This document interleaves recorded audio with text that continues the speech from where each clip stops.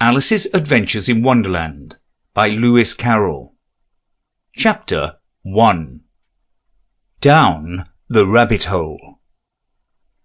Alice was beginning to get very tired of sitting by her sister on the bank, and of having nothing to do. Once or twice she had peeped into the book her sister was reading, but it had no pictures or conversations in it. "And what is the use of a book," thought Alice, "without pictures or conversations?"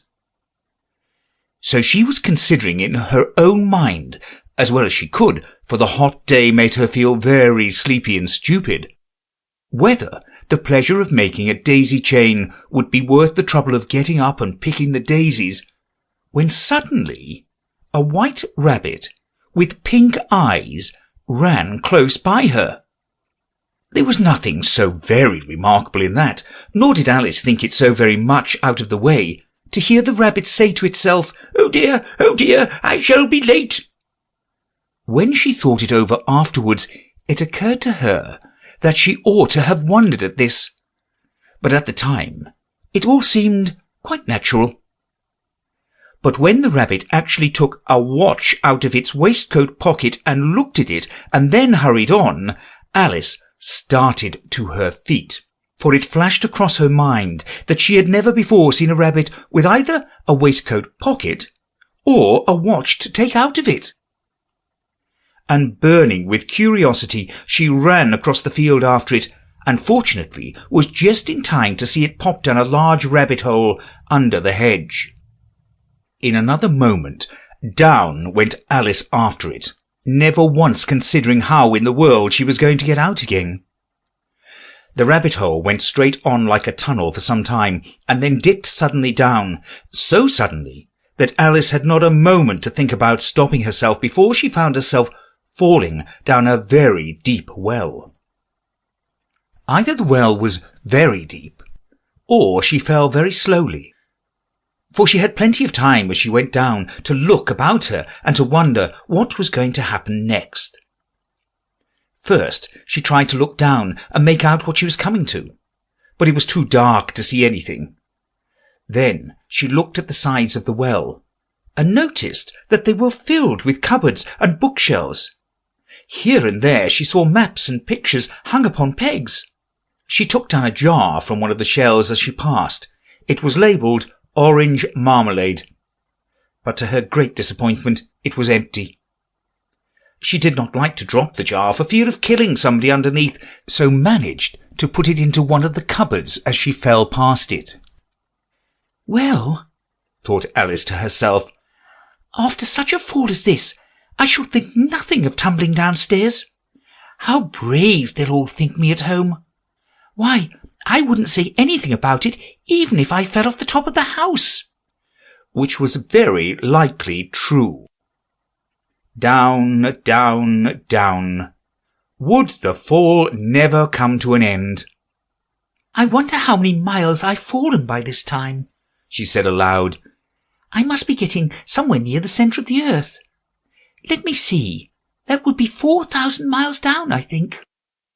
For you see, Alice had learned several things of this sort in her lessons in the schoolroom, and though this was not a very good opportunity for showing off her knowledge, as there was no one to listen to her, still it was good practice to say it over. "Yes, that's about the right distance, but then I wonder what latitude or longitude I've got to." Alice had no idea what latitude was, or longitude either, but thought they were nice grand words to say. Presently she began again. "I wonder if I shall fall right through the earth. How funny it'll seem to come out among the people that walk with their heads downwards. The antipathies, I think. She was rather glad there was no one listening this time, as it didn't sound at all the right word. "But I shall have to ask them what the name of the country is, you know. Please, ma'am, is this New Zealand or Australia?" And she tried to curtsy as she spoke. Fancy curtsying as you're falling through the air. Do you think you could manage it? "And what an ignorant little girl she'll think me for asking. No, it'll never do to ask. Perhaps I shall see it written up somewhere." Down, down, down. There was nothing else to do. So Alice soon began talking to herself. "Dinah will miss me very much tonight, I should think." Dinah was the cat. "I hope they'll remember her saucer of milk at tea time. Dinah, my dear, I wish you were down here with me. There are no mice in the air, I'm afraid, but you might catch a bat, and that's very much like a mouse, you know. Do cats eat bats, I wonder?" And here Alice began to get rather sleepy, and went on saying to herself in a dreamy sort of way, "Do cats eat bats? Do cats eat bats? And sometimes, do bats eat cats?" For you see, as she couldn't answer either question, it didn't much matter which way she put it. She felt that she was dozing off, and had just begun to dream that she was walking hand in hand with Dinah, and saying to her very earnestly, "Now, Dinah, tell me the truth. Did you ever eat a bat?" When suddenly, thump, thump, down she came upon a heap of sticks and dry leaves, and the fall was over. Alice was not a bit hurt, and she jumped up onto her feet in a moment. She looked up, but it was all dark overhead. Before her was another long passage, and the White Rabbit was still in sight, hurrying down it. There was not a moment to be lost. Away went Alice like the wind, and was just in time to hear it say, as it turned a corner, "Oh, my ears and whiskers, how late it's getting!" She was close behind it when she turned the corner, but the rabbit was no longer to be seen. She found herself in a long, low hall, which was lit up by a row of lamps hanging from the roof. There were doors all round the hall, but they were all locked, and when Alice had been all the way down one side and up the other, trying every door, she walked sadly down the middle, wondering how she was ever to get out again. Suddenly she came upon a little three-legged table, all made of solid glass. There was nothing on it except a tiny golden key, and Alice's first thought was that it might belong to one of the doors of the hall. But alas, either the locks were too large or the key was too small, but at any rate it would not open any of them. However, on the second time round she came upon a low curtain she had not noticed before, and behind it was a little door about 15 inches high. She tried the little golden key in the lock, and to her great delight it fitted. Alice opened the door and found that it led into a small passage not much larger than a rat hole. She knelt down and looked along the passage into the loveliest garden you ever saw. How she longed to get out of that dark hall and wander about among those beds of bright flowers and those cool fountains. But she could not even get her head through the doorway. "And even if my head would go through," thought poor Alice, "it would be of very little use without my shoulders. Oh, how I wish I could shut up like a telescope. I think I could if I only knew how to begin." For you see, so many out-of-the-way things had happened lately that Alice had begun to think that very few things indeed were really impossible. There seemed to be no use in waiting by the little door, so she went back to the table, half hoping she might find another key on it, or at any rate a book of rules for shutting people up like telescopes. This time she found a little bottle on it. "Which certainly was not here before," said Alice. And round the neck of the bottle was a paper label with the words "Drink Me" beautifully printed on it in large letters. It was all very well to say "Drink me," but the wise little Alice was not going to do that in a hurry. "No, I'll look first," she said, "and see whether it's marked poison or not." For she had read several nice little histories about children who had got burnt and eaten up by wild beasts and other unpleasant things, all because they would not remember the simple rules their friends had taught them, such as that a red-hot poker will burn you if you hold it too long, and that if you cut your finger very deeply with a knife, it usually bleeds, and she had never forgotten that if you drink much from a bottle marked poison, it's almost certain to disagree with you sooner or later.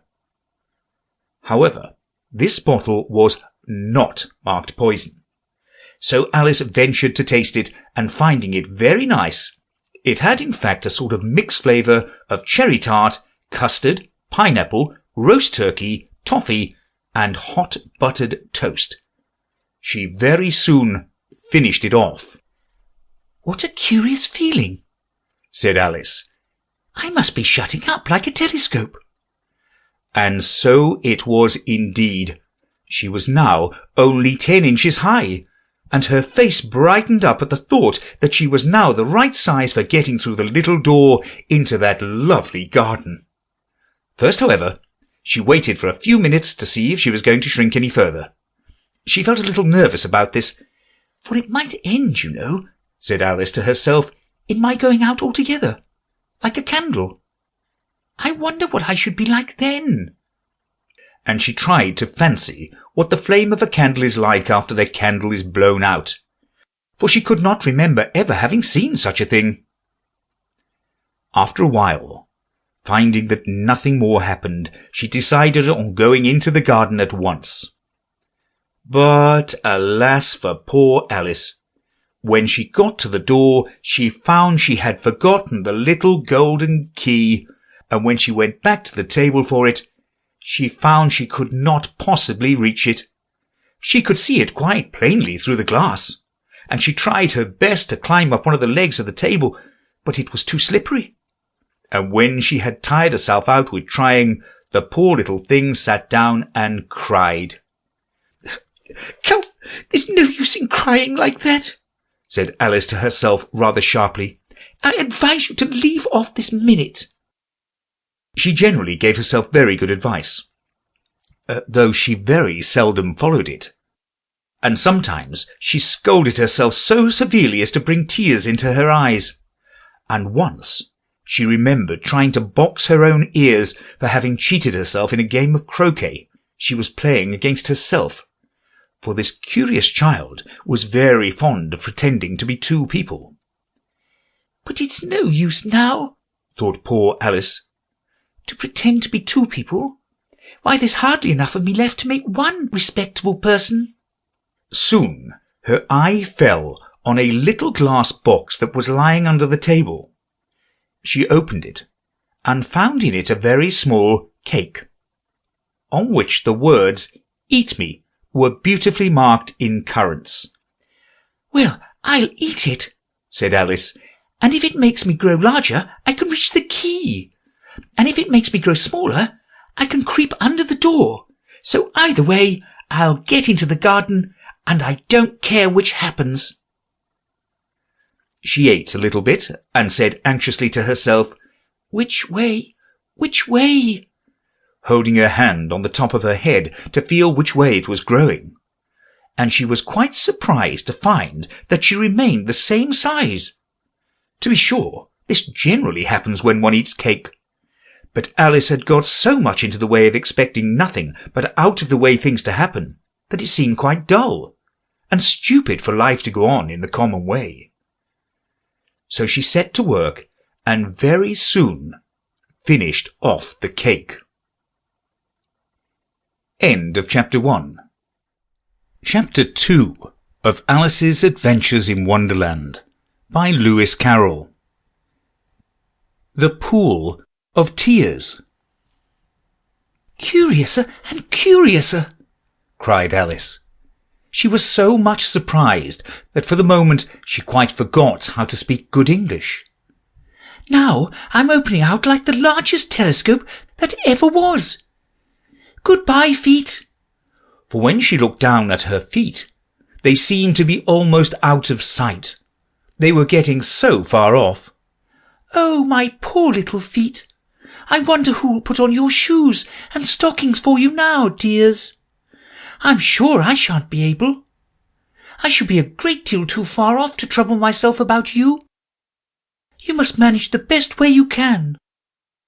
But I must be kind to them," thought Alice, Or perhaps they won't walk the way I want to go. Let me see. I'll give them a new pair of boots every Christmas." And she went on planning to herself how she would manage it. "They must go by the carrier," she thought. "And how funny it will seem sending presents to one's own feet. And how odd the directions will look. Alice's right foot, Esquire, hearthrug, near the fender, with Alice's love.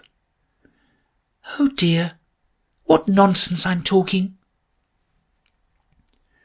Just then her head struck against the roof of the hall.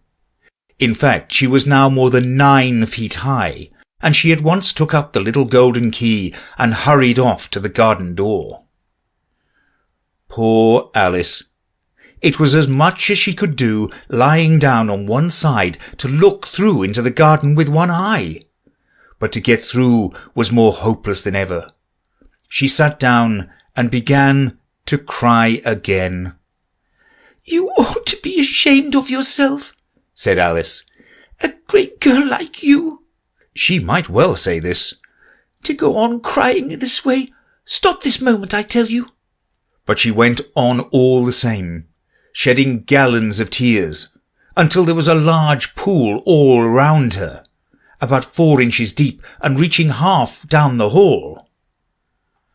After a time she heard a little pattering of feet in the distance, and she hastily dried her eyes to see what was coming. It was the White Rabbit returning, splendidly dressed, with a pair of white kid gloves in one hand and a large fan in the other. He came trotting along in a great hurry, muttering to himself as he came, "Oh, the Duchess, the Duchess! Oh, won't she be savage if I've kept her waiting?" Alice felt so desperate that she was ready to ask help of anyone. So when the rabbit came near her, she began in a low, timid voice, "If you please, sir." The rabbit started violently, dropped the white kid gloves and the fan, and scurried away into the darkness as hard as he could go. Alice took up the fan and gloves, and as the hall was very hot, she kept fanning herself all the time she went on talking. "Dear, dear, how queer everything is today. And yesterday things went on just as usual. I wonder if I've been changed in the night. Let me think. Was I the same when I got up this morning? I almost think I can remember feeling a little different.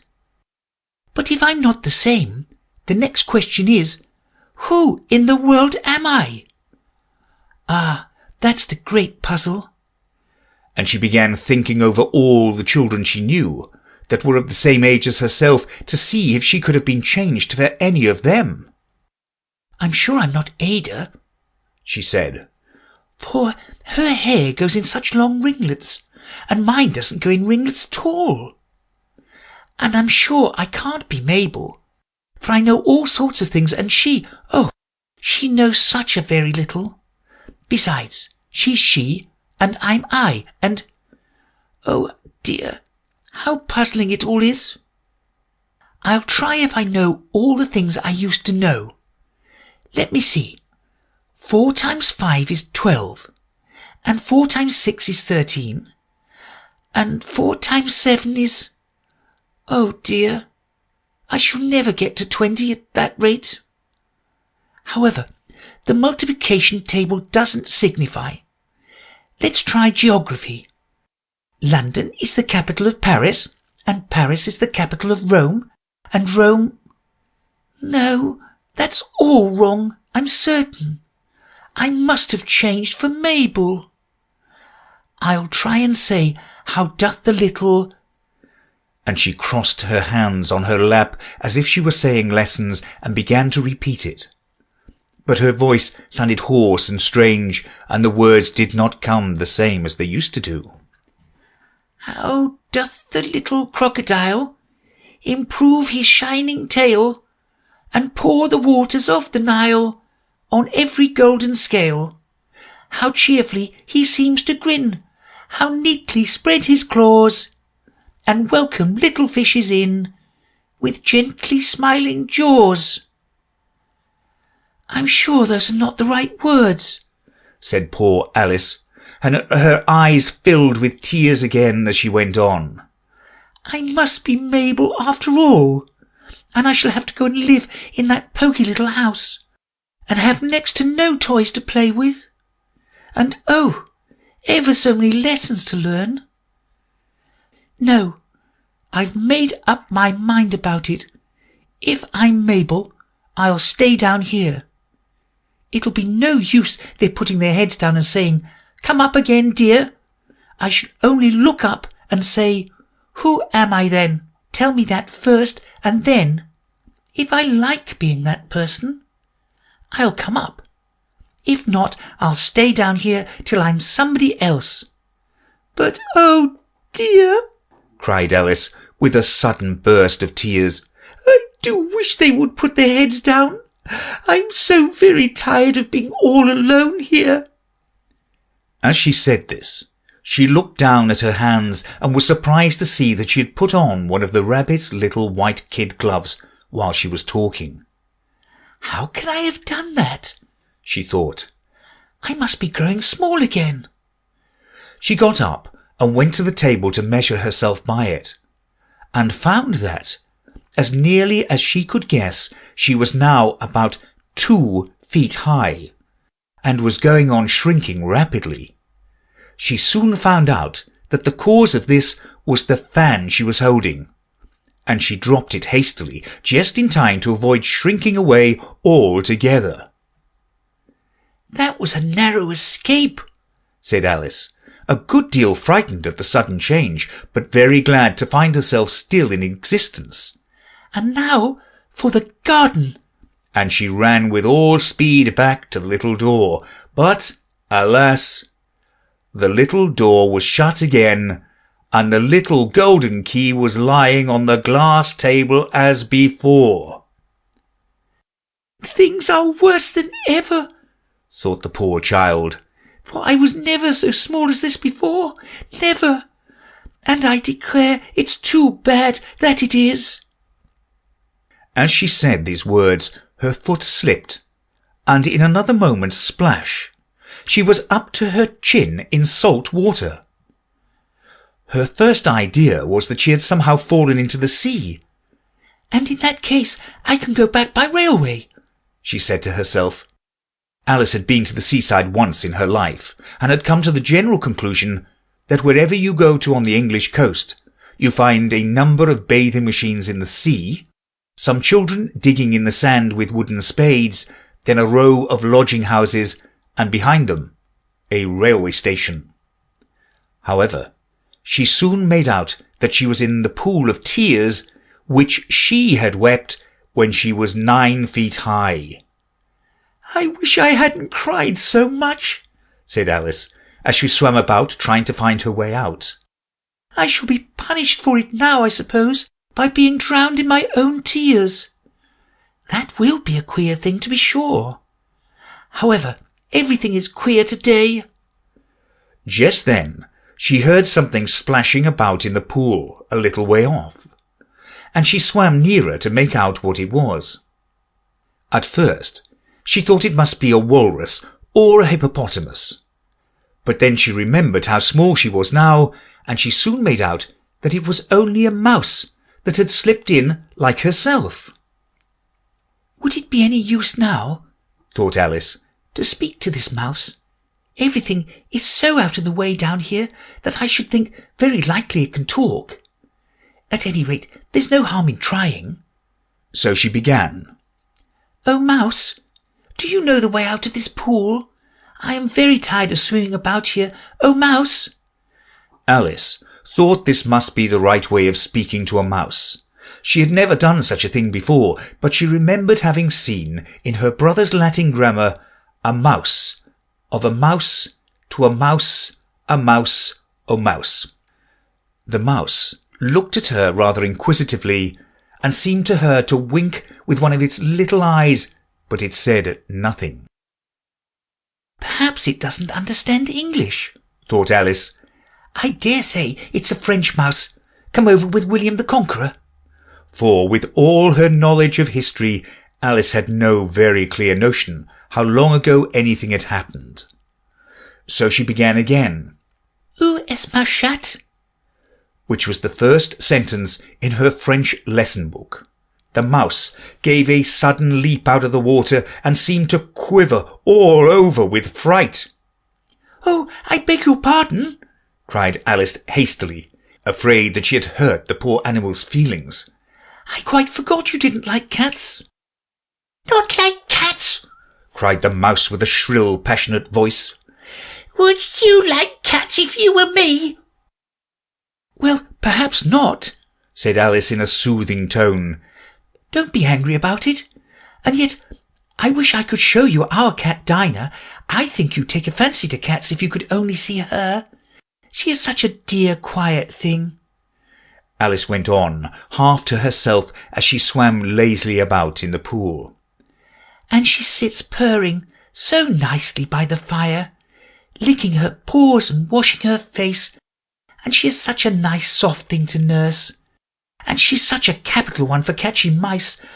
Oh, I beg your pardon, cried Alice again, for this time the mouse was bristling all over, and she felt certain it must be really offended. We won't talk about her any more if you'd rather not. We indeed, cried the mouse, who was trembling down to the end of his tail. As if I would talk on such a subject. Our family always hated cats. Nasty, low, vulgar things. Don't let me hear the name again.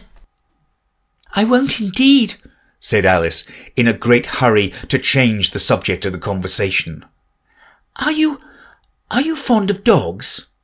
The mouse did not answer, so Alice went on eagerly. There is such a nice little dog near our house. I should like to show you. A little bright-eyed terrier, you know, with, oh, such long curly brown hair. And it'll fetch things when you throw them, and it'll sit up and beg for its dinner, and all sorts of things. I can't remember half of them, and it belongs to a farmer, you know, and he says it's so useful. It's worth £100. He says it kills all the rats and... Oh, dear, cried Alice in a sorrowful tone.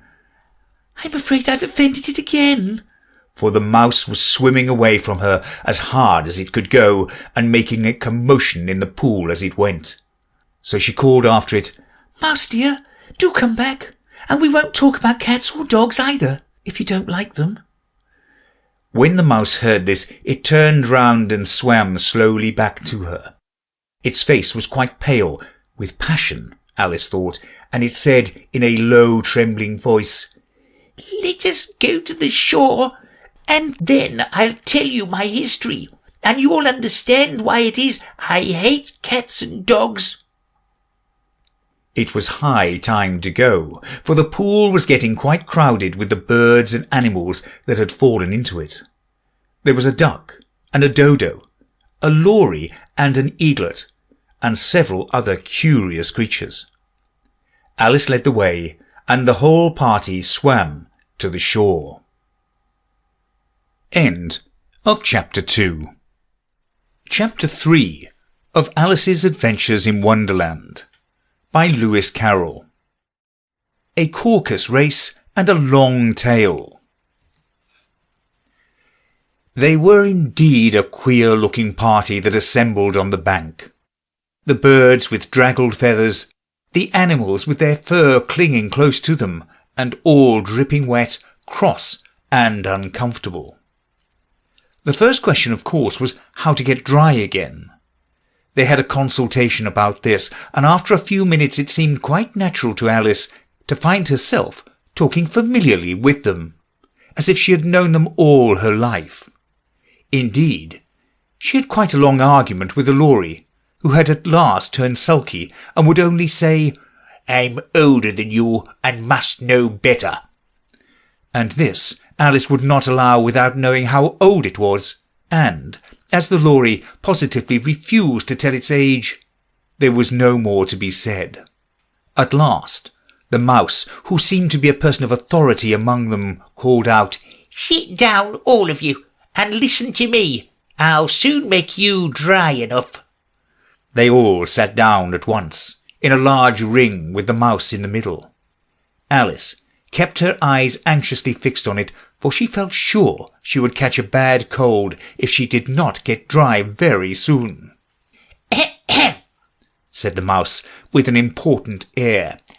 "Are you all ready? This is the driest thing I know. Silence all round, if you please. William the Conqueror, whose cause was favoured by the Pope, was soon submitted to by the English, who wanted leaders, and had been of late much accustomed to usurpation and conquest. Edwin and Morcar, the Earls of Mercia and Northumbria—" "Oh," said the Lory with a shiver. "I beg your pardon," said the mouse, frowning but very politely. "Did you speak?" "Not I," said the Lory hastily. "I thought you did," said the mouse. "I proceed. Edwin and Morcar, the Earls of Mercia and Northumbria, declared for him, and even Stigand, the patriotic Archbishop of Canterbury, found it advisable." "Found what?" said the duck. "Found it," the mouse replied rather crossly. "Of course you know what it means." "I know what it means well enough when I find the thing," said the duck. "It's generally a frog or a worm. The question is, what did the Archbishop find?" The mouse did not notice this question, but hurriedly went on. "Found it advisable to go with Edgar Atheling to meet William and offer him the crown. William's conduct at first was moderate, but the insolence of his Normans— How are you getting on now, my dear?" it continued, turning to Alice as it spoke. "As wet as ever," said Alice in a melancholy tone. "He doesn't seem to dry me at all." "In that case," said the Dodo solemnly, rising to its feet, "I move that the meeting adjourn for the immediate adoption of more energetic remedies." "Speak English," said the eaglet. "I don't know the meaning of half these long words, and what's more, I don't believe you do either." And the eaglet bent down its head to hide a smile. Some of the other birds tittered audibly. "What I was going to say," said the Dodo in an offended tone, "was that the best thing to get us dry would be a Caucus race." "What is a Caucus race?" said Alice. Not that she wanted much to know, but the Dodo had paused as if it thought that somebody ought to speak, and no one else seemed inclined to say anything. "Why," said the Dodo, "the best way to explain it is to do it. And as you might like to try the thing yourself some winter day, I will tell you how the Dodo managed it. First, it marked out a racecourse in a sort of circle. "The exact shape doesn't matter," it said. And then all the party were placed along the course here and there. There was no 1, 2, 3 and away, but they began running when they liked, and left off when they liked, so that it was not easy to know when the race was over. However, when they had been running half an hour or so, and were quite dry again, the Dodo suddenly called out, "The race is over!" And they all crowded round it, panting and asking, "But who has won?" This question the Dodo could not answer without a great deal of thought, and it sat for a long time with one finger pressed upon its forehead, the position in which you usually see Shakespeare in the pictures of him, while the rest waited in silence. At last the Dodo said, "Everybody has won. All must have prizes." "But who is to give the prizes?" quite a chorus of voices asked. "Why, she, of course," said the Dodo, pointing to Alice with one finger. And the whole party at once crowded round her, calling out in a confused way, "Prizes! Prizes!" Alice had no idea what to do, and in despair she put her hand in her pocket and pulled out a box of comfits. Luckily, the salt water had not got into it, and handed them round as prizes. There was exactly one apiece all round. But she must have her prize herself, you know, said the mouse. Of course, the Dodo replied very gravely. What else have you got in your pocket? He went on, turning to Alice. Only a thimble, said Alice sadly. Hand it over here, said the Dodo. Then they all crowded round her once more, while the Dodo solemnly presented the thimble, saying, We beg your acceptance of this elegant thimble. And when it had finished the short speech, they all cheered. Alice thought the whole thing very absurd, but they all looked so grave that she did not dare to laugh, and as she could not think of anything to say, she simply bowed and took the thimble, looking as solemn as she could. The next thing was to eat the comfits. This caused some noise and confusion, as the large birds complained that they could not taste theirs, and the small ones choked and had to be patted on the back. However, it was over at last, and they sat down in a ring and begged the mouse to tell them something more.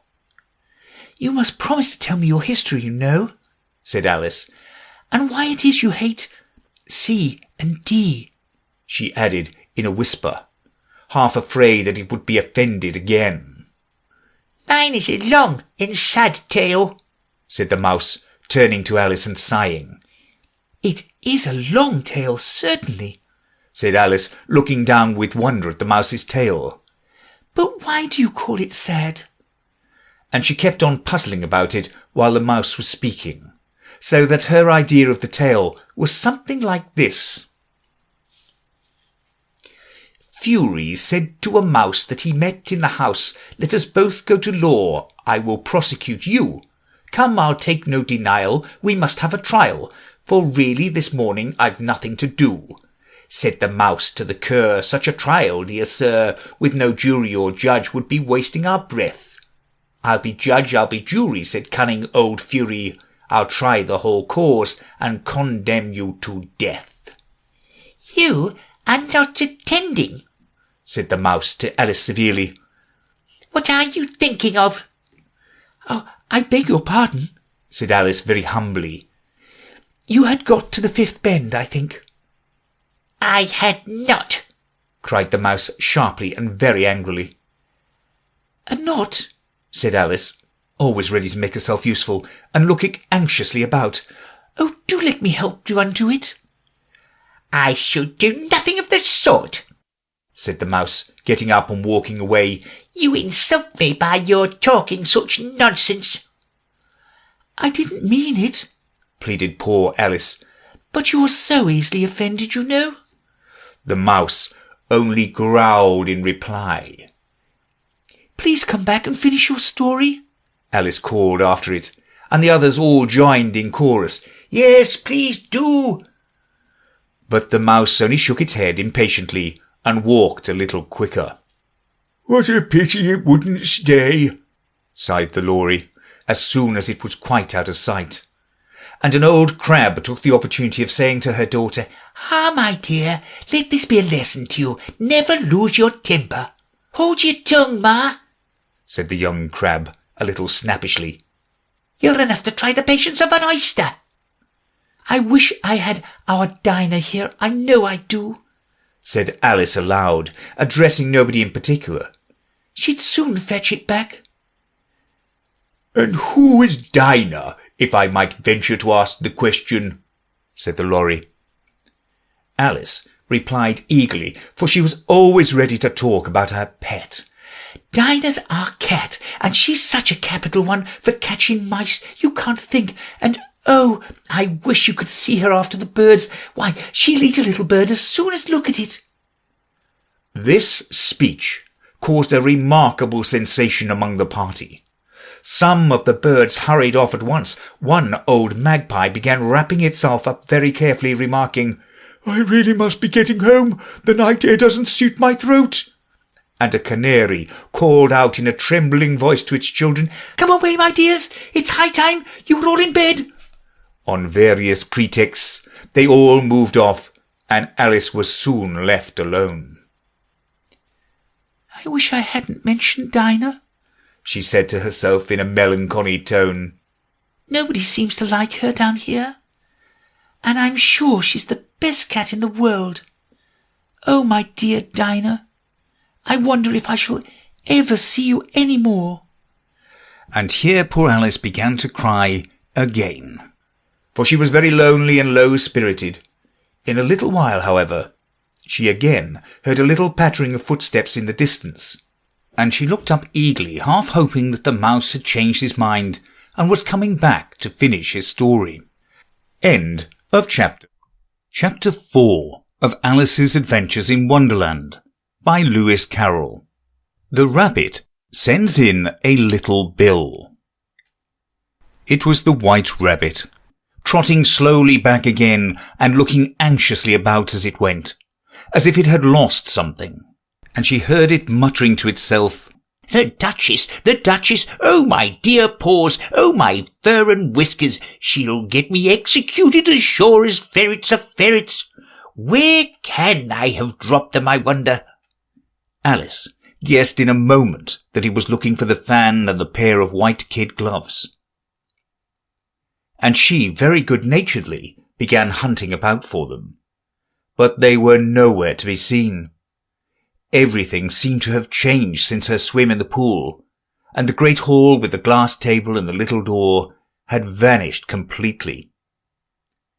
Very soon the rabbit noticed Alice, as she went hunting about, and called out to her in an angry tone, Why, Marianne, what are you doing out here? Run home this moment and fetch me a pair of gloves and a fan. Quick now!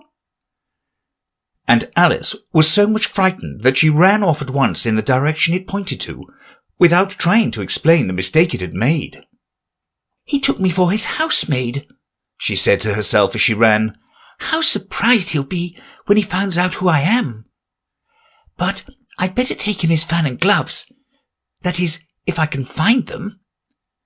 As she said this, she came upon a neat little house, on the door of which was a bright brass plate with the name W. Rabbit engraved upon it. She went in without knocking and hurried upstairs, in great fear lest she should meet the real Marianne and be turned out of the house before she had found the fan and gloves. How queer it seems, Alice said to herself, to be going messages for a rabbit. I suppose Dinah will be sending me on messages next. And she began fancying the sort of things that would happen. Miss Alice, come here directly and get ready for your walk. Coming in a minute, nurse. But I've got to see that the mouse doesn't get out. Only I don't think, Alice went on, that they'd let Dinah stop in the house if it began ordering people about like that. By this time she had found her way into a tidy little room with a table in the window, and on it, as she had hoped, a fan and 2 or 3 pairs of tiny white kid gloves. She took up the fan and a pair of gloves, and was just going to leave the room when her eye fell upon a little bottle that stood near the looking-glass. There was no label this time with the words, "Drink me," but nevertheless she uncorked it and put it to her lips. I know something interesting is sure to happen, she said to herself, whenever I eat or drink anything. So I'll just see what this bottle does. I do hope it'll make me grow large again, for really I'm quite tired of being such a tiny little thing. It did so indeed, and much sooner than she had expected. Before she had drunk half the bottle, she found her head pressed against the ceiling and had to stoop to save her neck from being broken. She hastily put down the bottle, saying to herself, That's quite enough. I hope I shan't grow any more. As it is, I can't get out at the door. I do wish I hadn't drunk quite so much. Alas, it was too late to wish that. She went on growing, and very soon had to kneel down on the floor. In another minute there was not even room for this, and she tried the effect of lying down with one elbow against the door and the other arm curled around her head. Still she went on growing, and As a last resource, she put one arm out of the window and one foot up the chimney, and said to herself, "Now I can do no more. Whatever happens, what will become of me?" Luckily for Alice, the little magic bottle had now had its full effect, and she grew no larger. Still, it was very uncomfortable, and as there seemed to be no sort of chance of her ever getting out of the room again, no wonder she felt unhappy. "It was much pleasanter at home," thought poor Alice, "when one wasn't always growing larger and smaller, and being ordered about by mice and rabbits. I almost wish I hadn't gone down the rabbit hole, and yet, it's rather curious, you know, this sort of life. I do wonder what can have happened to me. When I used to read fairy tales, I fancied that kind of thing never happened, and now here I am in the middle of one. There ought to be a book written about me, that there ought, and when I grow up I'll write one. But I'm grown up now," she added in a sorrowful tone. "At least there's no room to grow up any more here. But then," thought Alice, "shall I never get any older than I am now? That'll be a comfort one way, never to be an old woman, but then always to have lessons to learn. Oh, I shouldn't like that." "Oh, you foolish Alice," she answered herself. "How can you learn lessons in here? Why, there's hardly room for you, and no room at all for any lesson books." And so she went on, taking first one side and then the other, and making quite a conversation of it all together.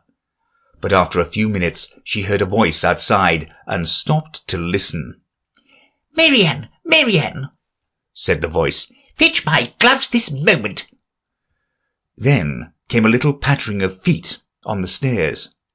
Alice knew it was the rabbit coming to look for her, and she trembled till she shook the house, quite forgetting that she was now about 1,000 times as large as the rabbit, and had no reason to be afraid of it. Presently, the rabbit came up to the door and tried to open it. But as the door opened inwards and Alice's elbow was pressed hard against it, that attempt proved a failure. Alice heard it say to itself, "Then I'll go round and get in the window." "That you won't," thought Alice, and after waiting till she fancied she heard the rabbit just under the window, she suddenly spread out her hand and made a snatch in the air. She did not get hold of anything, but she heard a little shriek and a fall and a crash of broken glass, from which she concluded that it was just possible it had fallen into a cucumber frame or something of the sort. Next came an angry voice, the rabbit's. "Pat, Pat, where are you?" And then a voice she had never heard before. "Sure then, I'm here digging for apples, your honour." "Digging for apples indeed," said the rabbit angrily. "Here, come and help me out of this." Sounds of more broken glass. "Now, tell me, Pat, what's that in the window?" "Sure, it's an arm, your honour." He pronounced it arum. "An arm, you goose! Who ever saw one that size? Why, it fills the whole window." "Sure it does, your honour, but it's an arm for all that." "Well, it's got no business here, at any rate. Go and take it away." There was a long silence after this, and Alice could only hear whispers now and then, such as, "Sure, I don't like it, your honour, at all, at all." "Do as I tell you, you coward." And at last she spread out her hand again, and made another snatch in the air. This time there were 2 little shrieks, and more sounds of broken glass. "What a number of cucumber frames there must be," thought Alice. "I wonder what they'll do next. As for pulling me out of the window, I only wish they could. I'm sure I don't want to stay in here any longer." She waited for some time without hearing anything more. At last came a rumbling of little cartwheels, and the sound of a good many voices all talking together. she made out the words, "Where's the other ladder?" "Why, I hadn't to bring but one. Bill's got the other." "Bill, fetch it here, lad." "Here, put 'em up at this corner." "No, tie 'em together first." "They don't reach half high enough yet." "Oh, they'll do well enough, don't be peculiar." "Here, Bill, catch hold of this rope." "Will the roof bear? Mind that loose slate." "Oh, it's coming down. Heads down." A loud crash. "Now, who did that?" "It was Bill, I fancy." "Who's to go down the chimney?" "Nay, I shan't. You do it." "That I won't, then. Bill's to go down." "Here, Bill, the master says you're to go down the chimney." "Oh, so Bill's got to come down the chimney, has he?" said Alice to herself. "Shy they seem to put everything upon Bill. I wouldn't be in Bill's place for a good deal.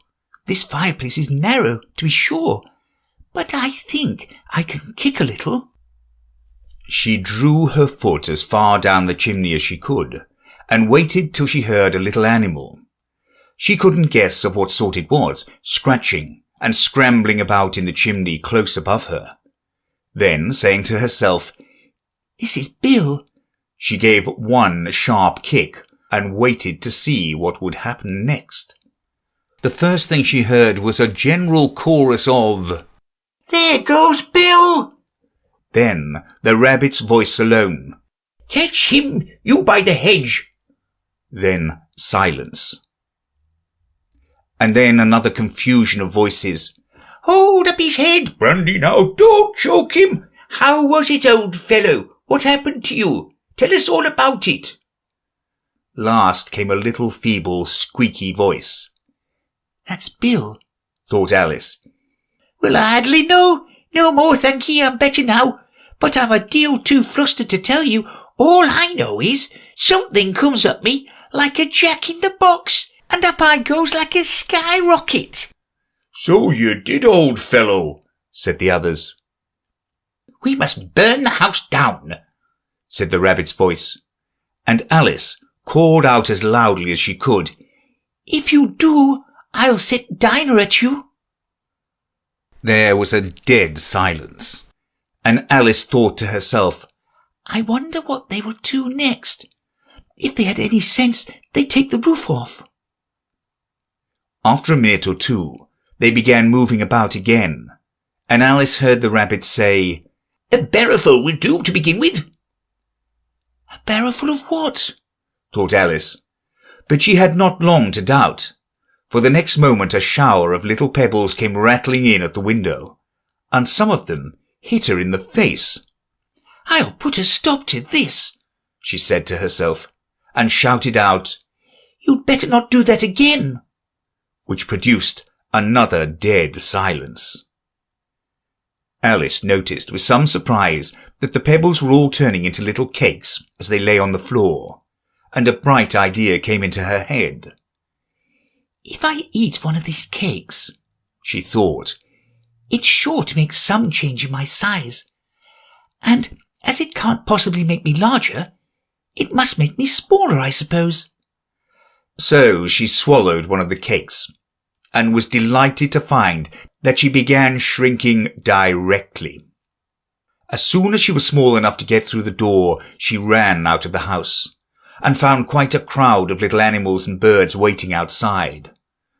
The poor lizard Bill was in the middle, being held up by 2 guinea pigs who were giving it something out of a bottle. They all made a rush at Alice the moment she appeared, but she ran off as hard as she could, and soon found herself safe in a thick wood. "The first thing I've got to do," said Alice to herself as she wandered about in the wood, "is to grow to my right size again. And the second thing is to find my way into that lovely garden. I think that will be the best plan." It sounded an excellent plan, no doubt, and very neatly and simply arranged. The only difficulty was that she had not the smallest idea how to set about it. And while she was peering about anxiously among the trees, a little sharp bark just over her head made her look up in a great hurry. An enormous puppy was looking down at her with large round eyes and feebly stretching out one paw, trying to touch her. "Poor little thing," said Alice in a coaxing tone, and she tried hard to whistle to it. But she was terribly frightened all the time at the thought that it might be hungry, in which case it would be very likely to eat her up in spite of all her coaxing. Hardly knowing what she did, she picked up a little bit of stick and held it out to the puppy, whereupon the puppy jumped into the air off all its feet at once with a yelp of delight and rushed at the stick and made believe to worry it. Then Alice dodged behind a great thistle to keep herself from being run over, and the moment she appeared on the other side, the puppy made another rush at the stick and tumbled head over heels in its hurry to get hold of it. Then Alice, thinking it was very like having a game of play with a cart horse, and expecting every moment to be trampled under its feet, ran round the thistle again. Then the puppy began a series of short charges at the stick, running a very little way forwards each time and a long way back, and barking hoarsely all the while, till at last it sat down a good way off, panting with its tongue hanging out of its mouth and its great eyes half shut. This seemed to Alice a good opportunity for making her escape, so she set off at once and ran till she was quite tired and out of breath, and till the puppy's bark sounded quite faint in the distance. "And yet what a dear little puppy it was," said Alice as she leant against a buttercup to rest herself, and fanned herself with one of the leaves. "I should have liked teaching it tricks very much, if I'd only been the right size to do it. Oh dear, I'd nearly forgotten that I've got to grow up again. Let me see, how is it to be managed? I suppose I ought to eat or drink something or other, but the great question is, what?" The great question certainly was, what? Alice looked all around her at the flowers and the blades of grass, but she did not see anything that looked like the right thing to eat or drink under the circumstances. There was a large mushroom growing near her, about the same height as herself, and when she had looked under it, and on both sides of it, and behind it, it occurred to her that she might as well look and see what was on top of it. She stretched herself up on tiptoe and peeped over the edge of the mushroom, and her eyes immediately met those of a large caterpillar that was sitting on the top with its arms folded, quietly smoking a long hookah, and taking not the smallest notice of her or of anything else. End of Chapter 4. Chapter 5 of Alice's Adventures in Wonderland by Lewis Carroll. Advice from a Caterpillar. The caterpillar and Alice looked at each other for some time in silence. At last, the caterpillar took the hookah out of its mouth and addressed her in a languid, sleepy voice. "Who are you?" said the caterpillar. This was not an encouraging opening for a conversation. Alice replied rather shyly, I hardly know, sir, just at present. At least, I know who I was when I got up this morning, but I think I must have been changed several times since then." "What do you mean by that?" said the caterpillar sternly. "Explain yourself." "I can't explain myself, I'm afraid, sir," said Alice, "because I'm not myself, you see." "I don't see," said the caterpillar. "I'm afraid I can't put it more clearly," Alice replied very politely, "for I can't understand it myself to begin with, and being so many different sizes in a day is very confusing." "It isn't," said the caterpillar. "Well, perhaps you haven't found it so yet," said Alice. "But when you have to turn into a chrysalis, you will some day, you know, and then after that into a butterfly, I should think you'll feel it a little queer, won't you?"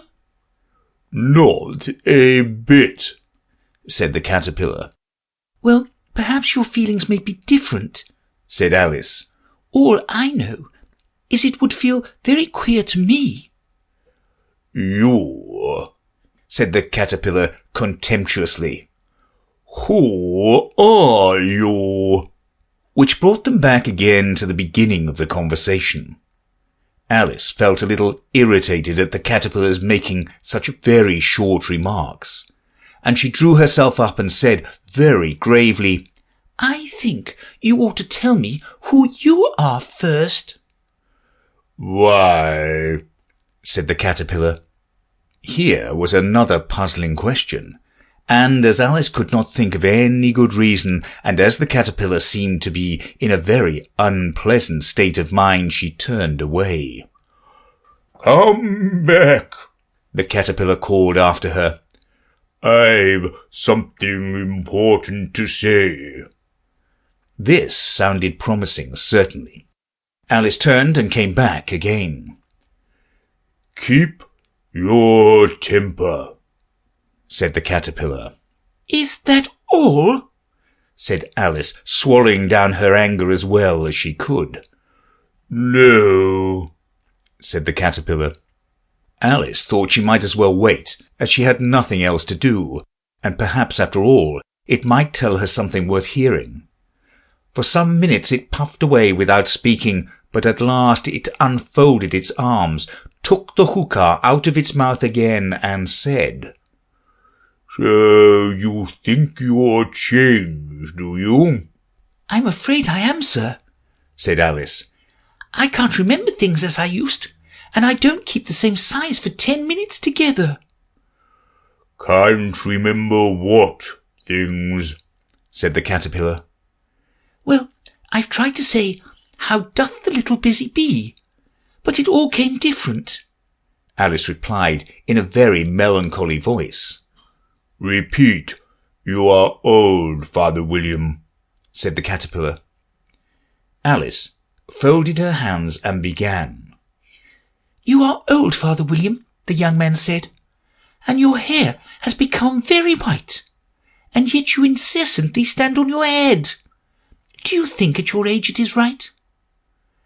"In my youth," Father William replied to his son, "I feared it might injure the brain, but now that I'm perfectly sure I have none, why, I do it again and again." "You are old," said the youth, "as I mentioned before, and have grown most uncommonly fat. Yet you turned a back somersault in at the door. Pray, what is the reason of that?"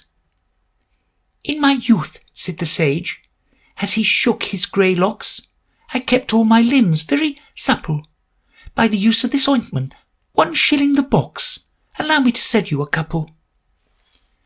"You are old," said the youth, "and your jaws are too weak for anything tougher than suet. Yet you finished the goose with the bones and the beak. Pray, how did you manage to do it?"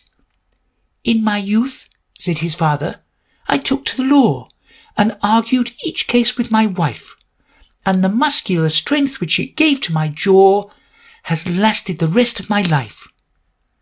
"You are old," said the youth. "One would hardly suppose that your eye was as steady as ever. Yet you balance an eel on the end of your nose. What made you so awfully clever?" "I have answered 3 questions, and that is enough," said his father. "Don't give yourself airs. Do you think I can listen all day to such stuff? Be off, or I'll kick you downstairs." That is not said right, said the caterpillar. "Not quite right, I'm afraid," said Alice timidly. "Some of the words have got altered." It is wrong from beginning to end, said the caterpillar decidedly, and there was silence for some minutes. The caterpillar was first to speak. What size do you want to be? It asked. "Oh, I'm not particular as to size," Alice hastily replied. Only one doesn't like changing so often, you know. I don't know, said the caterpillar. Alice said nothing. She had never been so much contradicted in her life before, and she felt that she was losing her temper. Are you content now? said the caterpillar. Well, I should like to be a little larger, sir, if you wouldn't mind, said Alice. 3 inches is such a wretched height to be. It is a very good height indeed, said the caterpillar angrily, rearing itself upright as it spoke. It was exactly 3 inches high. But I'm not used to it, pleaded Alice in a piteous tone. And she thought of herself, I wish the creatures wouldn't be so easily offended. You'll get used to it in time, said the caterpillar, and it put the hookah into its mouth and began smoking again. This time Alice waited patiently until it chose to speak again. In a moment or two the caterpillar took the hookah out of its mouth and yawned once or twice and shook itself. Then it got down off the mushroom and crawled away in the grass, merely remarking as it went, One side will make you grow taller, and the other side will make you grow shorter. One side of what? The other side of what? thought Alice to herself. Of the mushroom, said the caterpillar, just as if she had asked it aloud, and in another moment it was out of sight. Alice remained looking thoughtfully at the mushroom for a minute, trying to make out which were the 2 sides of it, and as it was perfectly round, she found this a very difficult question. However, at last, she stretched her arms round it as far as they would go, and broke off a bit of the edge with each hand. And now, which is which? she said to herself, and nibbled a little of the right-hand bit to try the effect. The next moment she felt a violent blow underneath her chin. It had struck her foot. She was a good deal frightened by this very sudden change, but she felt there was no time to be lost, as she was shrinking rapidly. So she set to work at once to eat some of the other bit. Her chin was pressed so closely against her foot that there was hardly room to open her mouth. But she did it at last, and managed to swallow a morsel of the left-hand bit. Come, my head's free at last, said Alice in a tone of delight, which changed into alarm in another moment when she found that her shoulders were nowhere to be found. All she could see when she looked down was an immense length of neck, which seemed to rise like a stalk out of a sea of green leaves that lay far below her. What can all that green stuff be? said Alice. And where have my shoulders got to? And oh, my poor hands! How is it I can't see you? She was moving them about as she spoke, but no result seemed to follow except a little shaking among the distant green leaves. As there seemed to be no chance of getting her hands up to her head, she tried to get her head down to them, and was delighted to find that her neck would bend about easily in any direction, like a serpent. She had just succeeded in curving it down into a graceful zigzag, and was going to dive in among the leaves, which she found to be nothing but the tops of the trees under which she had been wandering, when a sharp hiss made her draw back in a hurry. A large pigeon had flown into her face, and was beating her violently with its wings.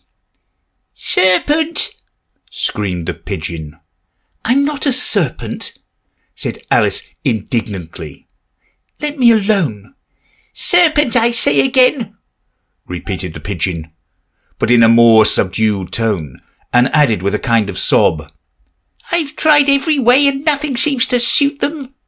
I haven't the least idea what you're talking about, said Alice. I've tried the roots of trees, and I've tried banks, and I've tried hedges, the pigeon went on, without attending to her, But those serpents, there's no pleasing them.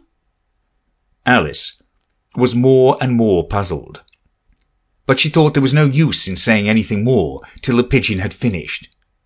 As if it wasn't trouble enough hatching the eggs, said the pigeon. But I must be on the lookout for serpents night and day. Why, I haven't had a wink of sleep these 3 weeks. I'm very sorry you've been annoyed, said Alice, who was beginning to see its meaning. And just as I'd taken the highest tree in the wood, continued the pigeon, raising its voice to a shriek, and just as I was thinking I should be free of them at last, they must needs come wriggling down from the sky. Serpent! But I'm not a serpent, I tell you, said Alice. I'm a... Well, what are you? said the pigeon. I can see you're trying to invent something. I'm a little girl, said Alice, rather doubtfully, as she remembered the number of changes she had gone through that day. A likely story indeed, said the pigeon in a tone of the deepest contempt. I've seen a good many little girls in my time, but never one with such a neck as this. No, you're a serpent, and there's no denying it. I suppose you'll be telling me next that you never tasted an egg.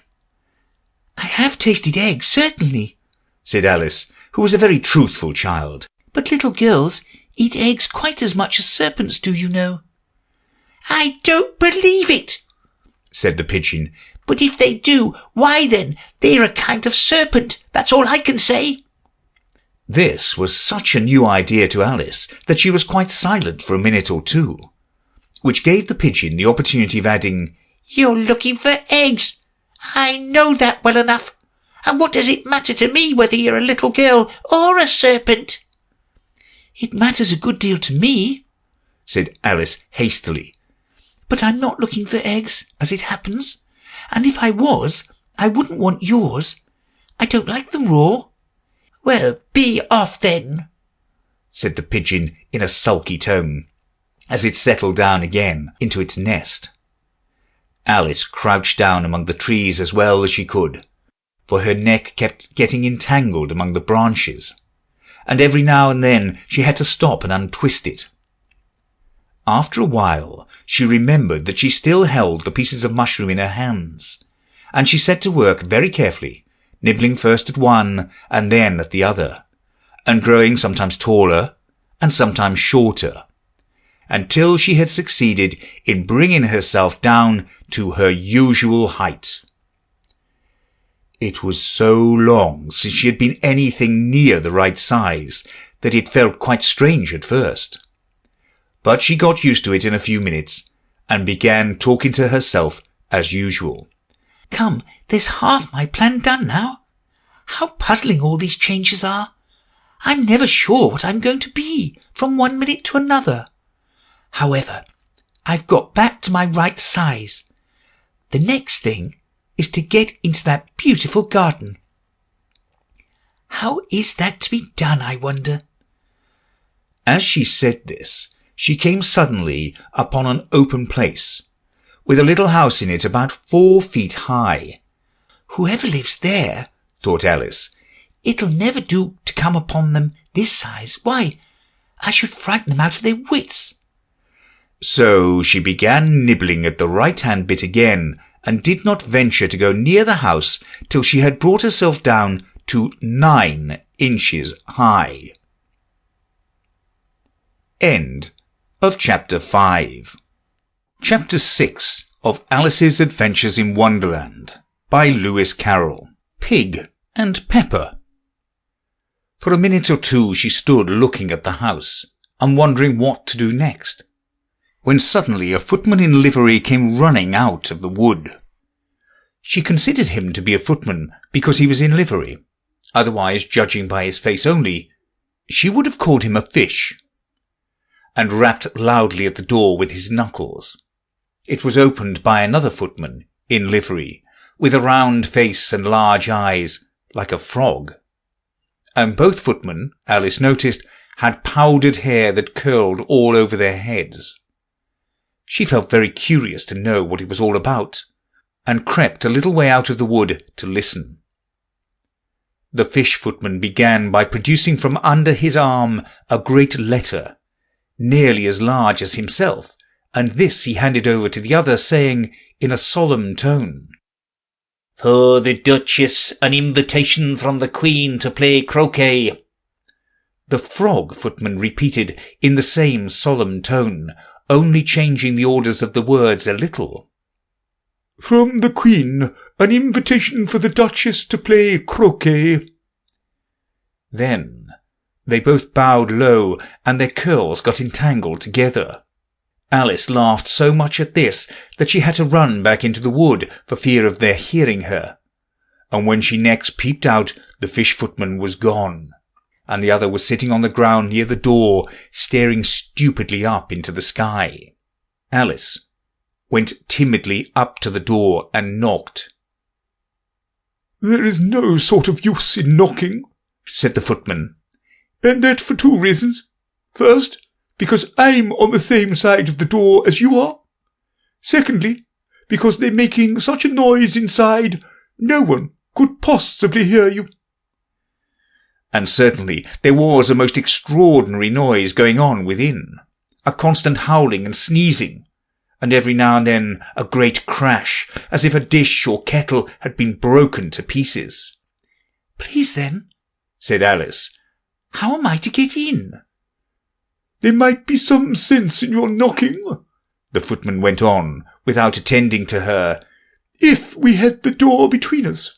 For instance, if you were inside, you might knock, and I could let you out, you know." He was looking up into the sky all the time he was speaking, and this Alice thought decidedly uncivil. "Perhaps he can't help it," she said to herself. "His eyes are so very nearly at the top of his head. But at any rate, he might answer questions. How am I to get in?" she repeated aloud. "I shall sit here," the footman remarked, "till tomorrow." At this moment the door of the house opened, and a large plate came skimming out straight at the footman's head. It just grazed his nose and broke to pieces against one of the trees behind him. "Or next day, maybe," the footman continued in the same tone, exactly as if nothing had happened. "How am I to get in?" asked Alice again in a louder tone. "Are you to get in at all?" said the footman. "That's the first question, you know." It was, no doubt, only Alice did not like to be told so. "It's really dreadful," she muttered to herself, "the way all the creatures argue. It's enough to drive one crazy." The footman seemed to think this a good opportunity for repeating his remark with variations. "I shall sit here," he said, "on and off for days and days." "But what am I to do?" said Alice. "Anything you like," said the footman, and began whistling. "Oh, there's no use in talking to him," said Alice desperately. "He's perfectly idiotic." And she opened the door and went in. The door led right into a large kitchen which was full of smoke from one end to the other.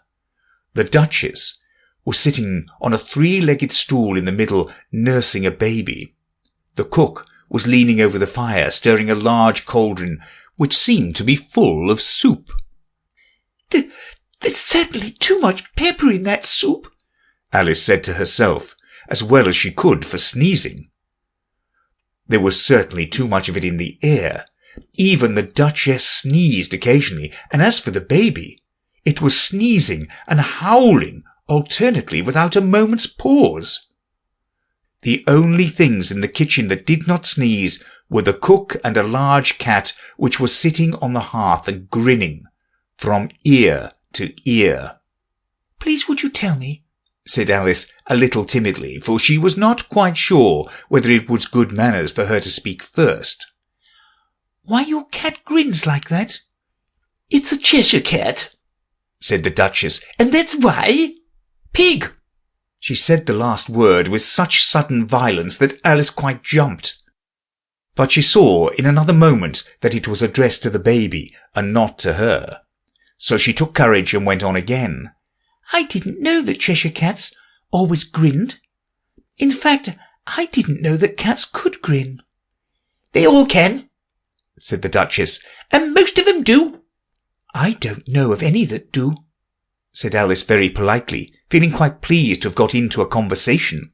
"You don't know much," said the Duchess, "and that's a fact." Alice did not at all like the tone of this remark, and thought it would be as well to introduce some other subject of conversation. While she was trying to fix on one, the cook took the cauldron of soup off the fire, and at once set to work, throwing everything within her reach at the Duchess and the baby. The fire irons came first, then followed a shower of saucepans, plates, and dishes. The Duchess took no notice of them, even when they hit her, and the baby was howling so much already that it was quite impossible to say whether the blows hurt it or not. "Oh, please mind what you're doing," cried Alice, jumping up and down in an agony of terror. "Oh, there goes his precious nose," as an unusually large saucepan flew close by it and very nearly carried it off. "If everybody minded their own business," the Duchess said in a hoarse growl, "the world would go round a deal faster than it does." "Which would not be an advantage," said Alice, who felt very glad to get an opportunity of showing off a little of her knowledge. "Just think of what work it would make with the day and night. You see, the earth takes 24 hours to turn round on its axis." "Talking of axis," said the Duchess, "chop off her head." Alice glanced rather anxiously at the cook to see if she meant to take the hint. But the cook was busily stirring the soup, and seemed not to be listening. So she went on again. 24 hours, I think, or is it 12? "Oh, don't bother me," said the Duchess. "I never could abide figures." And with that she began nursing her child again, singing a sort of lullaby to it as she did so, and giving it a violent shake at the end of every line. "Speak roughly to your little boy, and beat him when he sneezes. He only does it to annoy, because he knows it pleases." Chorus, in which the cook and the baby joined. "Wow, wow, wow." While the Duchess sang the second verse of the song, she kept tossing the baby violently up and down, and the poor little thing howled so that Alice could hardly hear the words. "I speak severely to my boy, I beat him when he sneezes, for he can thoroughly enjoy the pepper when he pleases." Chorus, wow, wow, wow. "Here, you may nurse it a bit if you like," the Duchess said to Alice, flinging the baby at her as she spoke. "I must go and get ready to play croquet with the Queen." And she hurried out of the room. The cook threw a frying pan after her as she went out, but it just missed her. Alice caught the baby with some difficulty, as it was a queer-shaped little creature, and held out its arms and legs in all directions. "Just like a starfish," thought Alice. The poor little thing was snorting like a steam engine when she caught it, and kept doubling itself up and straightening itself out again, so that altogether, for the first minute or two, it was as much as she could do to hold it. As soon as she had made out the proper way of nursing it, which was to twist it up into a sort of knot, and then keep tight hold of its right ear and left foot so as to prevent it undoing itself, she carried it out into the open air. "If I don't take this child away with me," thought Alice, "they're sure to kill it in a day or two. Wouldn't it be murder to leave it behind?" She said the last words out loud, and the little thing grunted in reply. It had left off sneezing by this time. "Don't grunt," said Alice. "That's not at all a proper way of expressing yourself." The baby grunted again, and Alice looked very anxiously into its face to see what was the matter with it. There could be no doubt that it had a very turned-up nose, much more like a snout than a real nose. Also, its eyes were getting extremely small for a baby. Altogether, Alice did not like the look of the thing at all.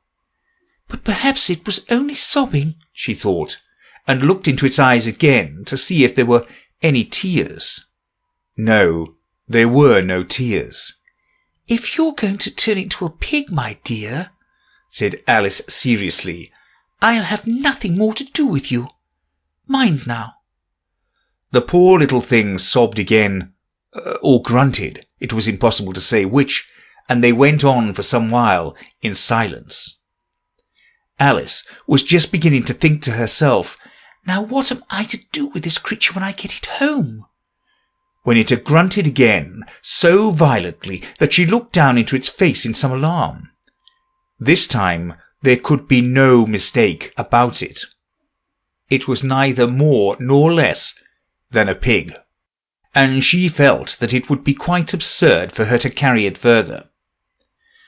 And so she set the little creature down and felt quite relieved to see it trot away quietly into the wood. "If it had grown up," she said to herself, "it would have made a dreadfully ugly child. But it makes rather a handsome pig, I think." And she began thinking over other children she knew who might do very well as pigs, and was just saying to herself, "If only one knew the right way to change them," when she was a little startled by seeing the Cheshire Cat sitting on a bough of a tree a few yards off. The cat only grinned when it saw Alice. It looked good-natured, she thought. Still, it had very long claws and a great many teeth, so she felt that it ought to be treated with respect. "Cheshire Puss," she began rather timidly, as she did not at all know whether it would like the name. However, it only grinned a little wider. "Come, it's pleased so far," thought Alice, and she went on. "Would you tell me, please, which way I ought to go from here?" "That depends a good deal on where you want to go," said the cat. "I don't much care where," said Alice. "Then it doesn't matter which way you go," said the cat.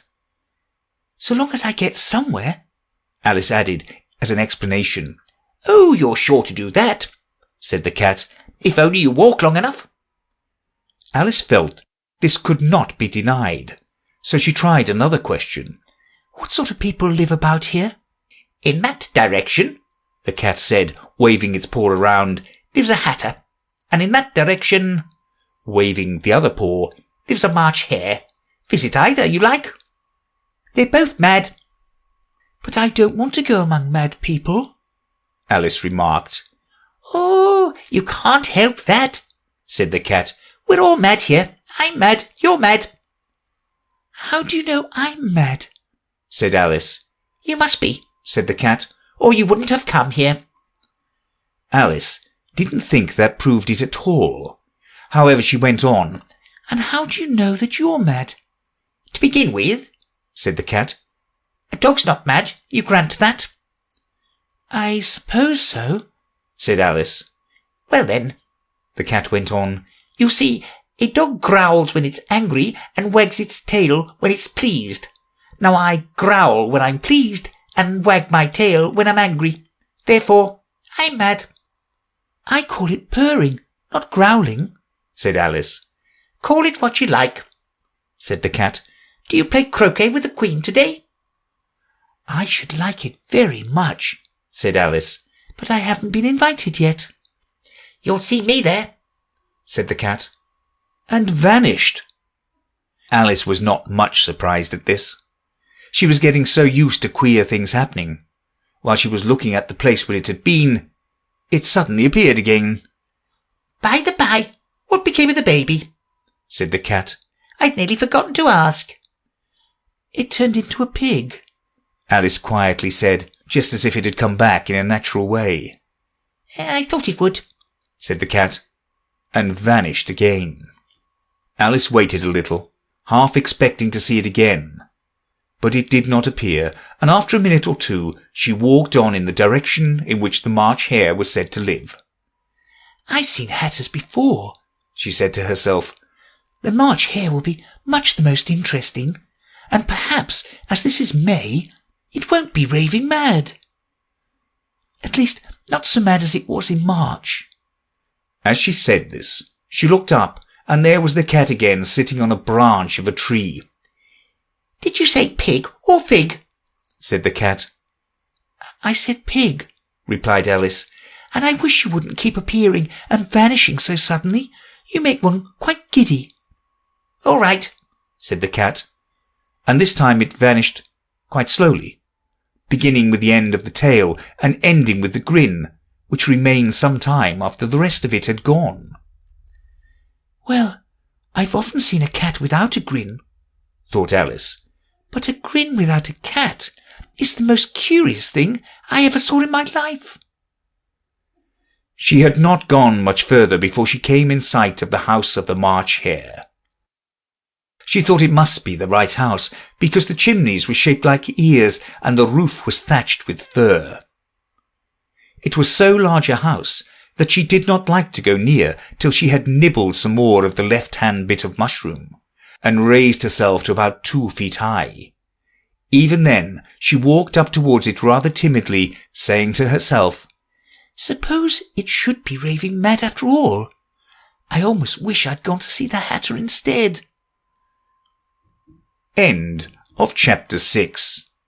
Chapter 7 of Alice's Adventures in Wonderland by Lewis Carroll.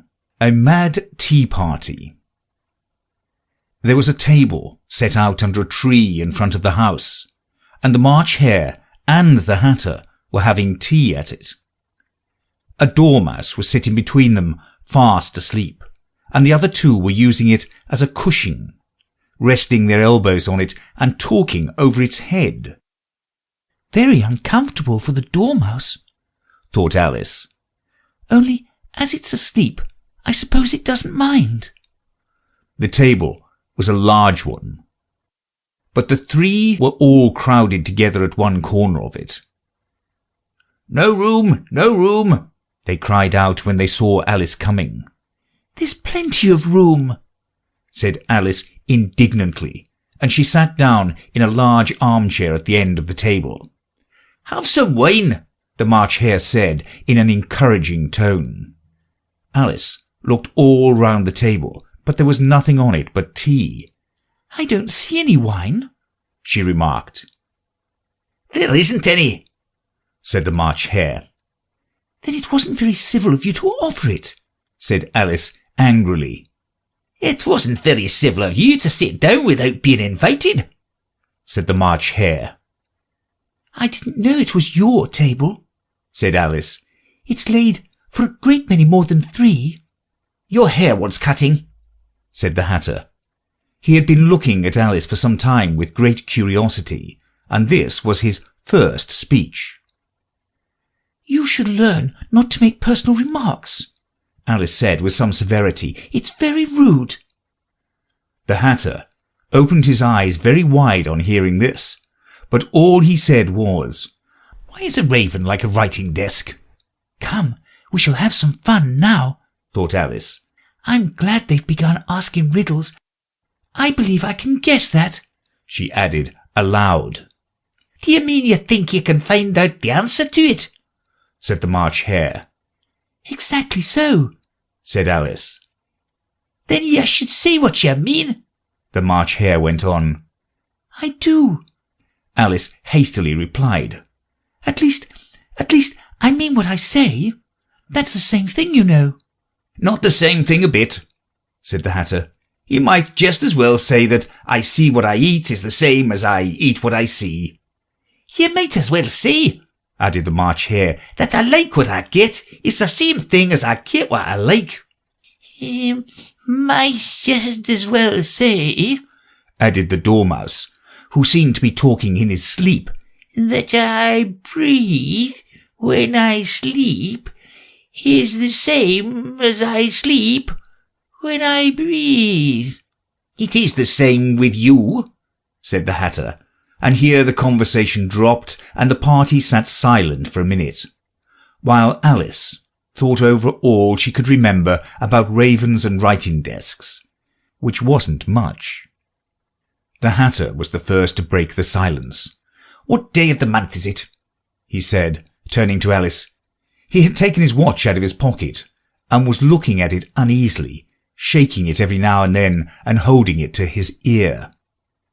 Alice considered a little and then said, "The 4th. 2 days wrong," sighed the Hatter. "I told you butter wouldn't suit the works," he added, looking angrily at the March Hare. "It was the best butter," the March Hare meekly replied. "Yes, but some crumbs must have got in as well," the Hatter grumbled. "You shouldn't have put it in with the bread knife." The March Hare took the watch and looked at it gloomily. Then he dipped it into his cup of tea and looked at it again.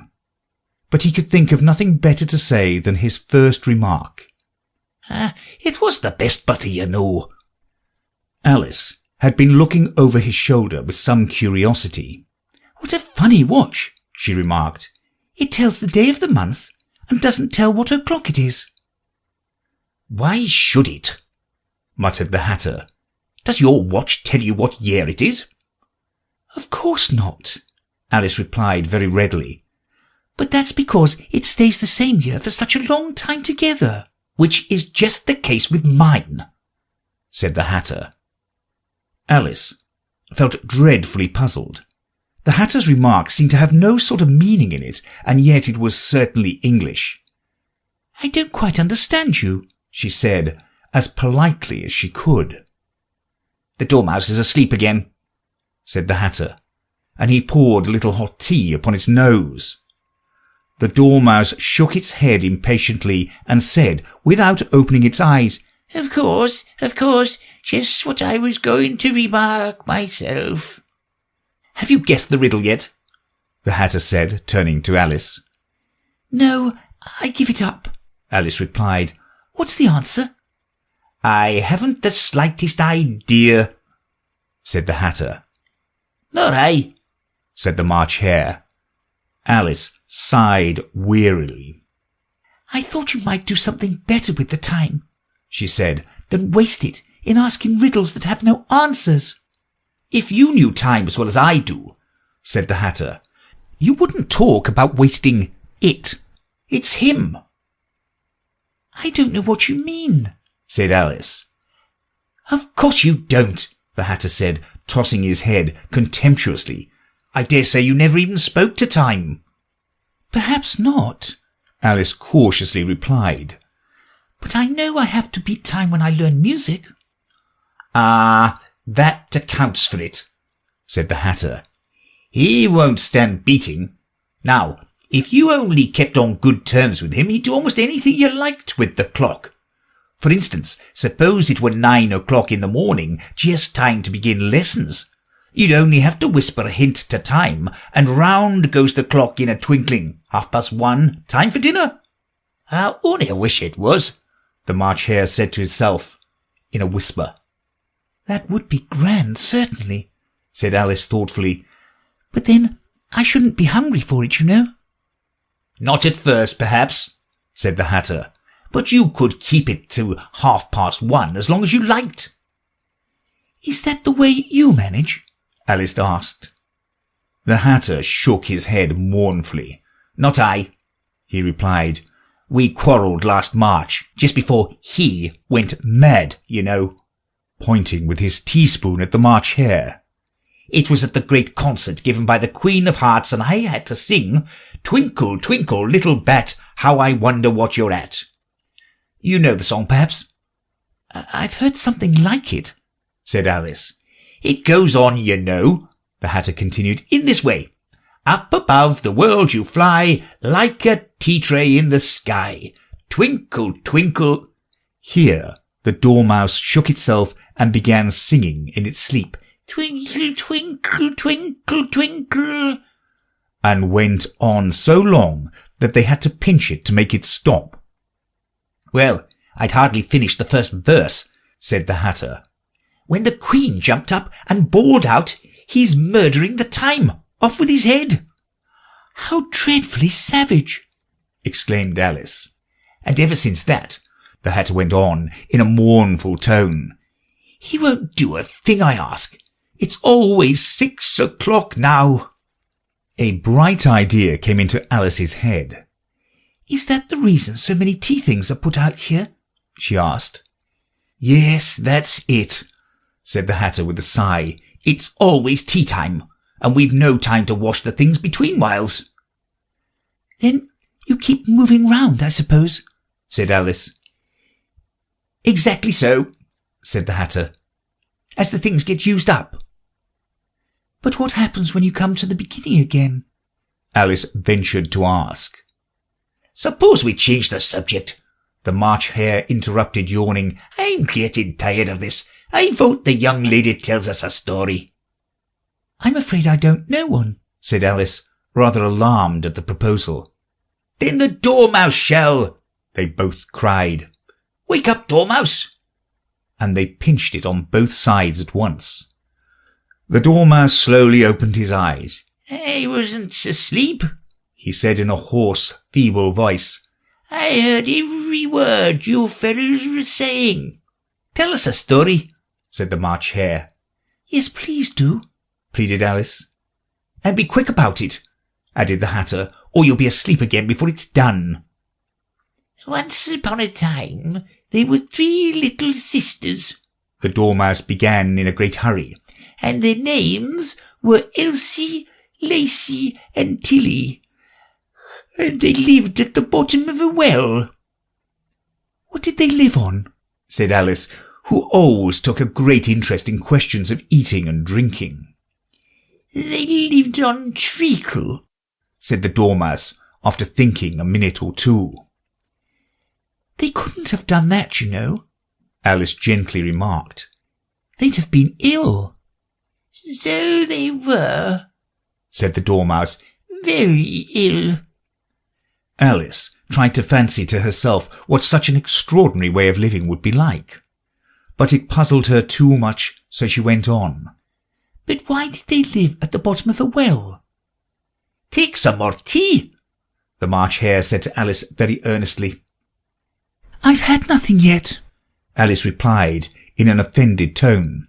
"so I can't take more." "You mean you can't take less?" said the Hatter. "It's very easy to take more than nothing." "Nobody asked your opinion," said Alice. "Who's making personal remarks now?" the Hatter asked triumphantly. Alice did not quite know what to say to this, so she helped herself to some tea and bread and butter, and then turned to the Dormouse and repeated her question. "Why did they live at the bottom of a well?" The Dormouse again took a minute or two to think about it, and then said, "It was a treacle well." "There's no such thing." Alice was beginning very angrily, but the Hatter and the March Hare went, "Shh, shh," and the Dormouse sulkily remarked, "If you can't be civil, you'd better finish the story for yourself." "No, please go on," Alice said very humbly. "I won't interrupt again. I dare say there may be one." "One indeed," said the Dormouse indignantly. However, he consented to go on. "And so these 3 little sisters, they were learning to draw, you know." "What did they draw?" said Alice, quite forgetting her promise. "Treacle," said the Dormouse, without considering at all this time. "I want a clean cup," interrupted the Hatter. "Let's all move one place on." He moved on as he spoke, and the Dormouse followed him. The March Hare moved into the Dormouse's place, and Alice rather unwillingly took the place of the March Hare. The Hatter was the only one who got any advantage from the change, and Alice was a good deal worse off than before, as the March Hare had just upset the milk jug into his plate. Alice did not wish to offend the Dormouse again, so she began very cautiously. "But I don't understand. Where did they draw the treacle from?" "You can draw water out of a water well," said the Hatter, so I should think you could draw treacle out of a treacle well, eh, stupid?" "But they were in the well," Alice said to the Dormouse, not choosing to notice this last remark. "Of course they were," said the Dormouse. "Well in." This answer so confused poor Alice that she let the Dormouse go on for some time without interrupting it. "They were learning to draw," the Dormouse went on, yawning and rubbing its eyes, for it was getting very sleepy.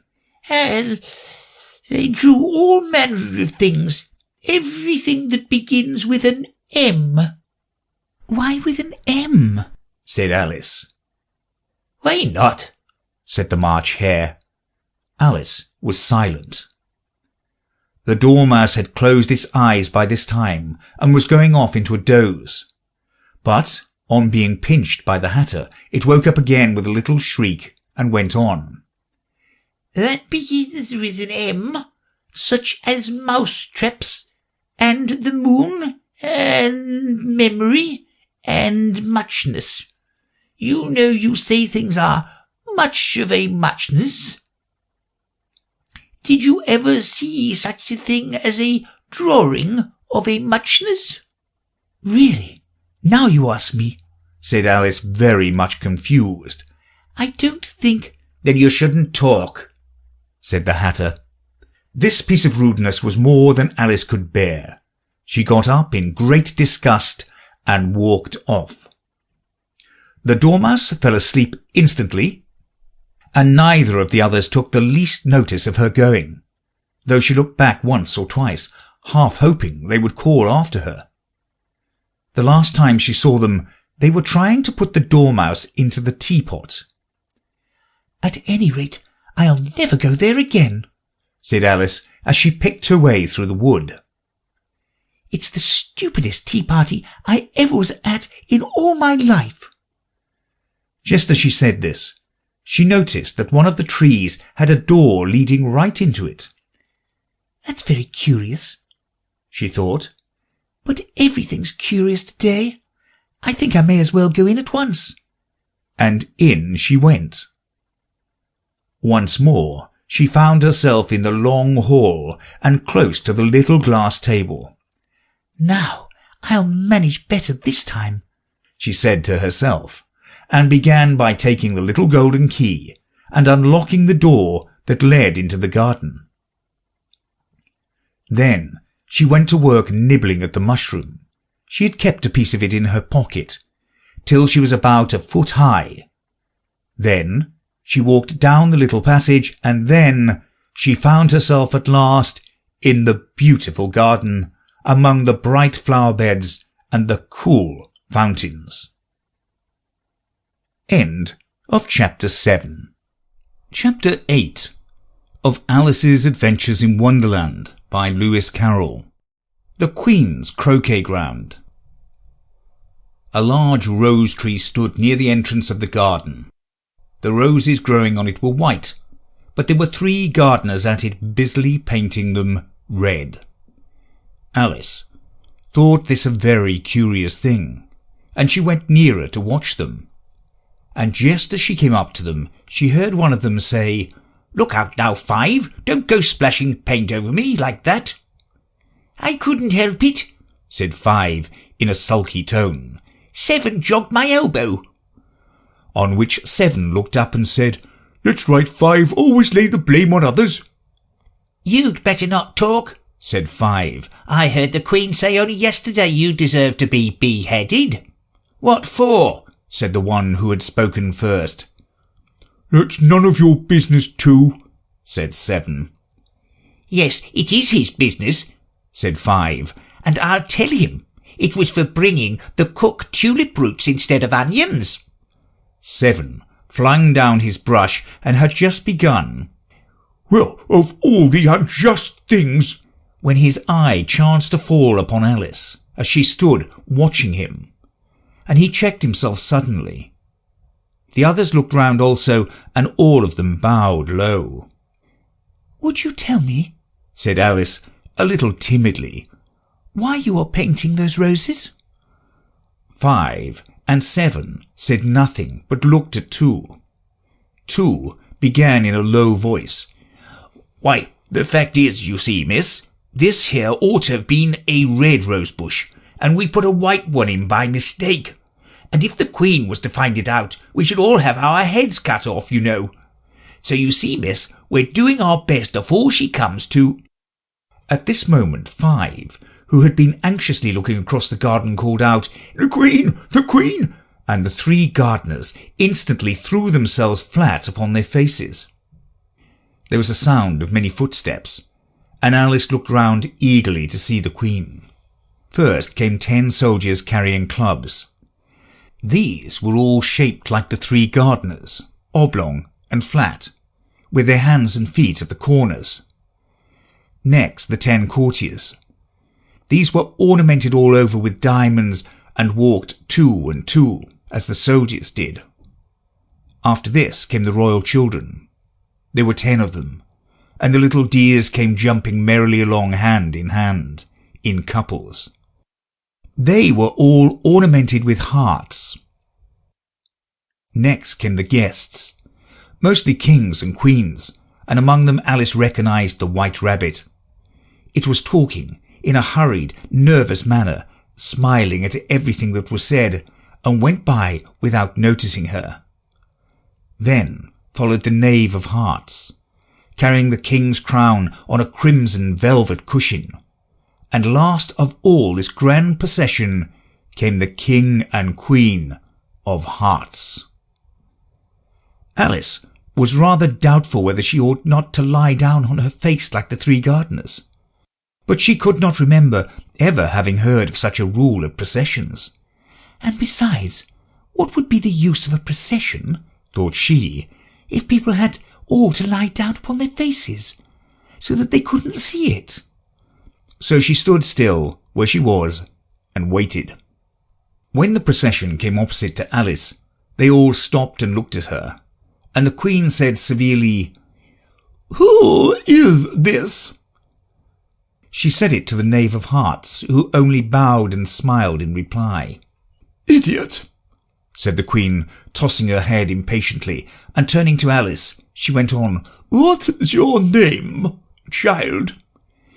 "My name is Alice, so please your Majesty," said Alice very politely.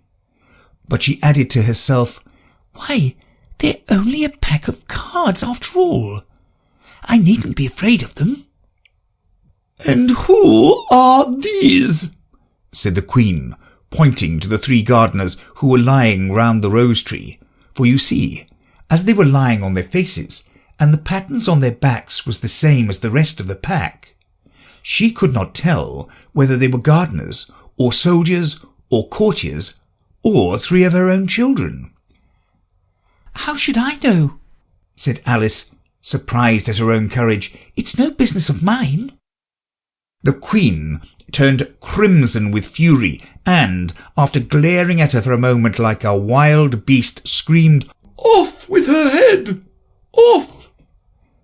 "Nonsense," said Alice very loudly and decidedly, and the Queen was silent. The King laid his hand upon her arm and timidly said, "Consider, my dear, she's only a child." The Queen turned angrily away from him and said to the knave, "Turn them over." The knave did so very carefully with one foot. "Get up," said the Queen in a shrill, loud voice, and the 3 gardeners instantly jumped up and began bowing to the King, the Queen, the royal children, and everybody else. "Leave off that!" screamed the Queen. "You make me giddy." And then, turning to the rose tree, she went on, "What have you been doing here?" "May it please your Majesty," said 2 in a very humble tone, going down on one knee as he spoke. "We were trying—" "I see," said the Queen, who had meanwhile been examining the roses. "Off with their heads!" And the procession moved on, 3 of the soldiers remaining behind to execute the unfortunate gardeners, who ran to Alice for protection. "You shan't be beheaded," said Alice, and she put them into a large flower pot that stood near. The 3 soldiers wandered about for a minute or two looking for them, and then quietly marched off after the others. "Are their heads off?" shouted the Queen. "Their heads are gone, if it please your Majesty," the soldiers shouted in reply. "That's right," shouted the Queen. "Can you play croquet?" The soldiers were silent and looked at Alice, as the question was evidently meant for her. "Yes," shouted Alice. "Come on, then," roared the Queen, and Alice joined the procession, wondering very much what would happen next. It's a very fine day," said a timid voice at her side. She was walking by the White Rabbit, who was peeping anxiously into her face. "Very," said Alice. "Where's the Duchess?" "Hush, hush," said the Rabbit in a low, hurried tone. He looked anxiously over his shoulder as he spoke, and then raised himself upon tiptoe, put his mouth close to her ear, and whispered, "She's under sentence of execution." "What for?" said Alice. "Did you say what a pity?" the Rabbit asked. "No, I didn't," said Alice. "I don't think it's at all a pity. I said, what for?" "She boxed the Queen's ears," the Rabbit began. Alice gave a little scream of laughter. "Oh, hush," the Rabbit whispered in a frightened tone. "The Queen will hear you. You see, she came rather late, and the Queen said—" "Get to your places," shouted the Queen in a voice of thunder, and people began running about in all directions, tumbling up against each other. However, they got settled down in a minute or two, and the game began. Alice thought she had never seen such a curious croquet ground in her life. It was all ridges and furrows. The balls were live hedgehogs, the mallets live flamingos, and the soldiers had to double themselves up to stand on their hands and feet to make the arches. The chief difficulty Alice found at first was in managing her flamingo. She succeeded in getting its body tucked away comfortably enough under her arm, with its legs hanging down. But generally, just as she had got its neck nicely straightened out and was going to give the hedgehog a blow with its head, it would twist itself round and look up in her face with such a puzzled expression that she could not help bursting out laughing. And when she had got its head down and was going to begin again, it was very provoking to find that the hedgehog had unrolled itself and was in the act of crawling away. Besides all this, there was generally a ridge or furrow in the way wherever she wanted to send the hedgehog to, and as the doubled-up soldiers were always getting up and walking off to other parts of the ground, Alice soon came to the conclusion that it was a very difficult game indeed. The players all played at once without waiting for turns, quarrelling all the while, and fighting for the hedgehogs. And in a very short time the Queen was in a furious passion, and went stamping about and shouting, "Off with his head!" or "Off with her head!" about once a minute. Alice began to feel very uneasy, to be sure. She had not as yet had any dispute with the Queen, but she knew that it might happen any minute. And then, thought she, what would become of me? They're dreadfully fond of beheading people here. The great wonder is that there's anyone left alive. She was looking about for some way of escape, and wondering whether she could get away without being seen, when she noticed a curious appearance in the air. It puzzled her very much at first, but after watching it a minute or two, she made it out to be a grin, and she said to herself, "It's the Cheshire Cat. Now I shall have somebody to talk to." "How are you getting on?" said the cat, as soon as there was mouth enough for it to speak with. Alice waited till the eyes appeared, and then nodded. "It's no use speaking to it," she thought, "till its ears have come, or at least one of them." In another minute the whole head appeared, and then Alice put down her flamingo and began an account of the game, feeling very glad she had someone to listen to her. The cat seemed to think that there was enough of it now in sight, and no more of it appeared. "I don't think they play at all fairly," Alice began in rather a complaining tone. "And they all quarrel so dreadfully one can't hear oneself speak. And they don't seem to have any rules in particular. At least, if there are, nobody attends to them. And you've no idea how confusing it is, all the things being alive. For instance, there's the arch I've got to go through next, walking about at the other end of the ground. And I should have croqueted the Queen's hedgehog just now, only it ran away when it saw mine coming." "How do you like the Queen?" said the cat in a low voice. "Not at all," said Alice. "She's so extremely—" Just then she noticed that the Queen was close behind her, listening. So she went on, "likely to win. It's hardly worth while finishing the game." The Queen smiled and passed on. "Who are you talking to?" said the King, going up to Alice, and looking at the cat's head with great curiosity. "It's a friend of mine, a Cheshire cat," said Alice. "Allow me to introduce it." "I don't like the look of it at all," said the King. "However, it may kiss my hand if it likes." "I'd rather not," the cat remarked. "Don't be impertinent," said the King.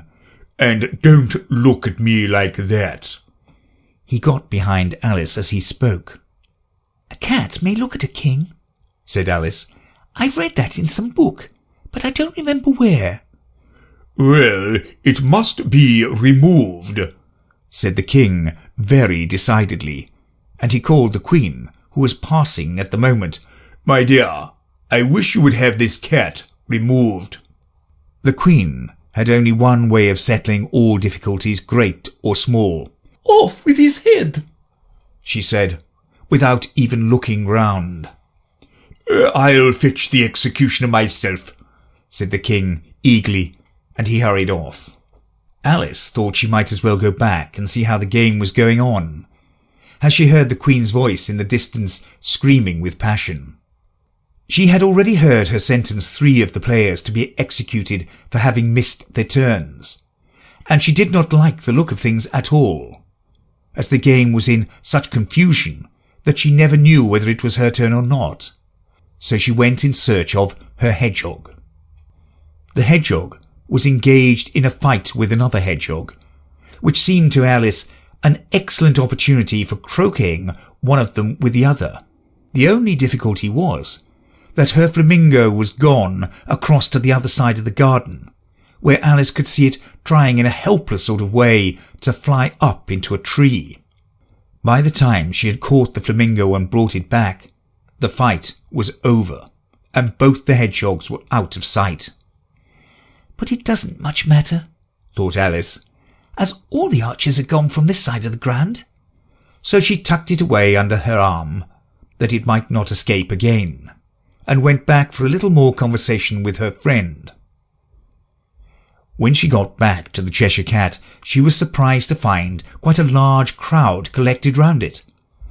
There was a dispute going on between the executioner, the King, and the Queen, who were all talking at once, while all the rest were quite silent and looked very uncomfortable. The moment Alice appeared, she was appealed to by all 3 to settle the question, and they repeated their arguments to her, though, as they all spoke at once, she found it very hard indeed to make out exactly what they said. The executioner's argument was that you couldn't cut off a head unless there was a body to cut it from, that he had never had to do such a thing before, and he wasn't going to begin at his time of life. The King's argument was that anything that had a head could be beheaded, and that you weren't to talk nonsense. The Queen's argument was that if something wasn't done about it in less than no time, she'd have everybody executed all round. It was this last remark that had made the whole party look so grave and anxious. Alice could think of nothing else to say but, "It belongs to the Duchess. You'd better ask her about it." "She is in prison," the Queen said to the executioner. "Fetch her here." And the executioner went off like an arrow. The cat's head began fading away the moment he was gone, and by the time he had come back with the Duchess, it had entirely disappeared. So the king and the executioner ran wildly up and down looking for it, while the rest of the party went back to the game. End of Chapter 8. Chapter 9 of Alice's Adventures in Wonderland by Lewis Carroll. The Mock Turtle's Story. "You can't think how glad I am to see you again, you dear old thing," said the Duchess, as she tucked her arm affectionately into Alice's, and they walked off together. Alice was very glad to find her in such a pleasant temper, and thought to herself that perhaps it was only the pepper that had made her so savage when they met in the kitchen. "When I'm a Duchess," she said to herself, not in a very hopeful tone though, "I won't have any pepper in my kitchen at all. Soup does very well without. Maybe it's always pepper that makes people hot-tempered," she went on, very much pleased at having found out a new kind of rule. "And vinegar that makes them sour, and chamomile that makes them bitter, and barley sugar and such things that make children sweet-tempered. I only wish people knew that. Then they wouldn't be so stingy about it, you know." She had quite forgotten the Duchess by this time, and was a little startled when she heard her voice close to her ear. "You're thinking about something, my dear, and that makes you forget to talk. I can't tell you just now what the moral of that is, but I shall remember it in a bit." "Perhaps it hasn't one," Alice ventured to remark. "Tut, tut, child," said the Duchess. "Everything's got a moral, if only you can find it."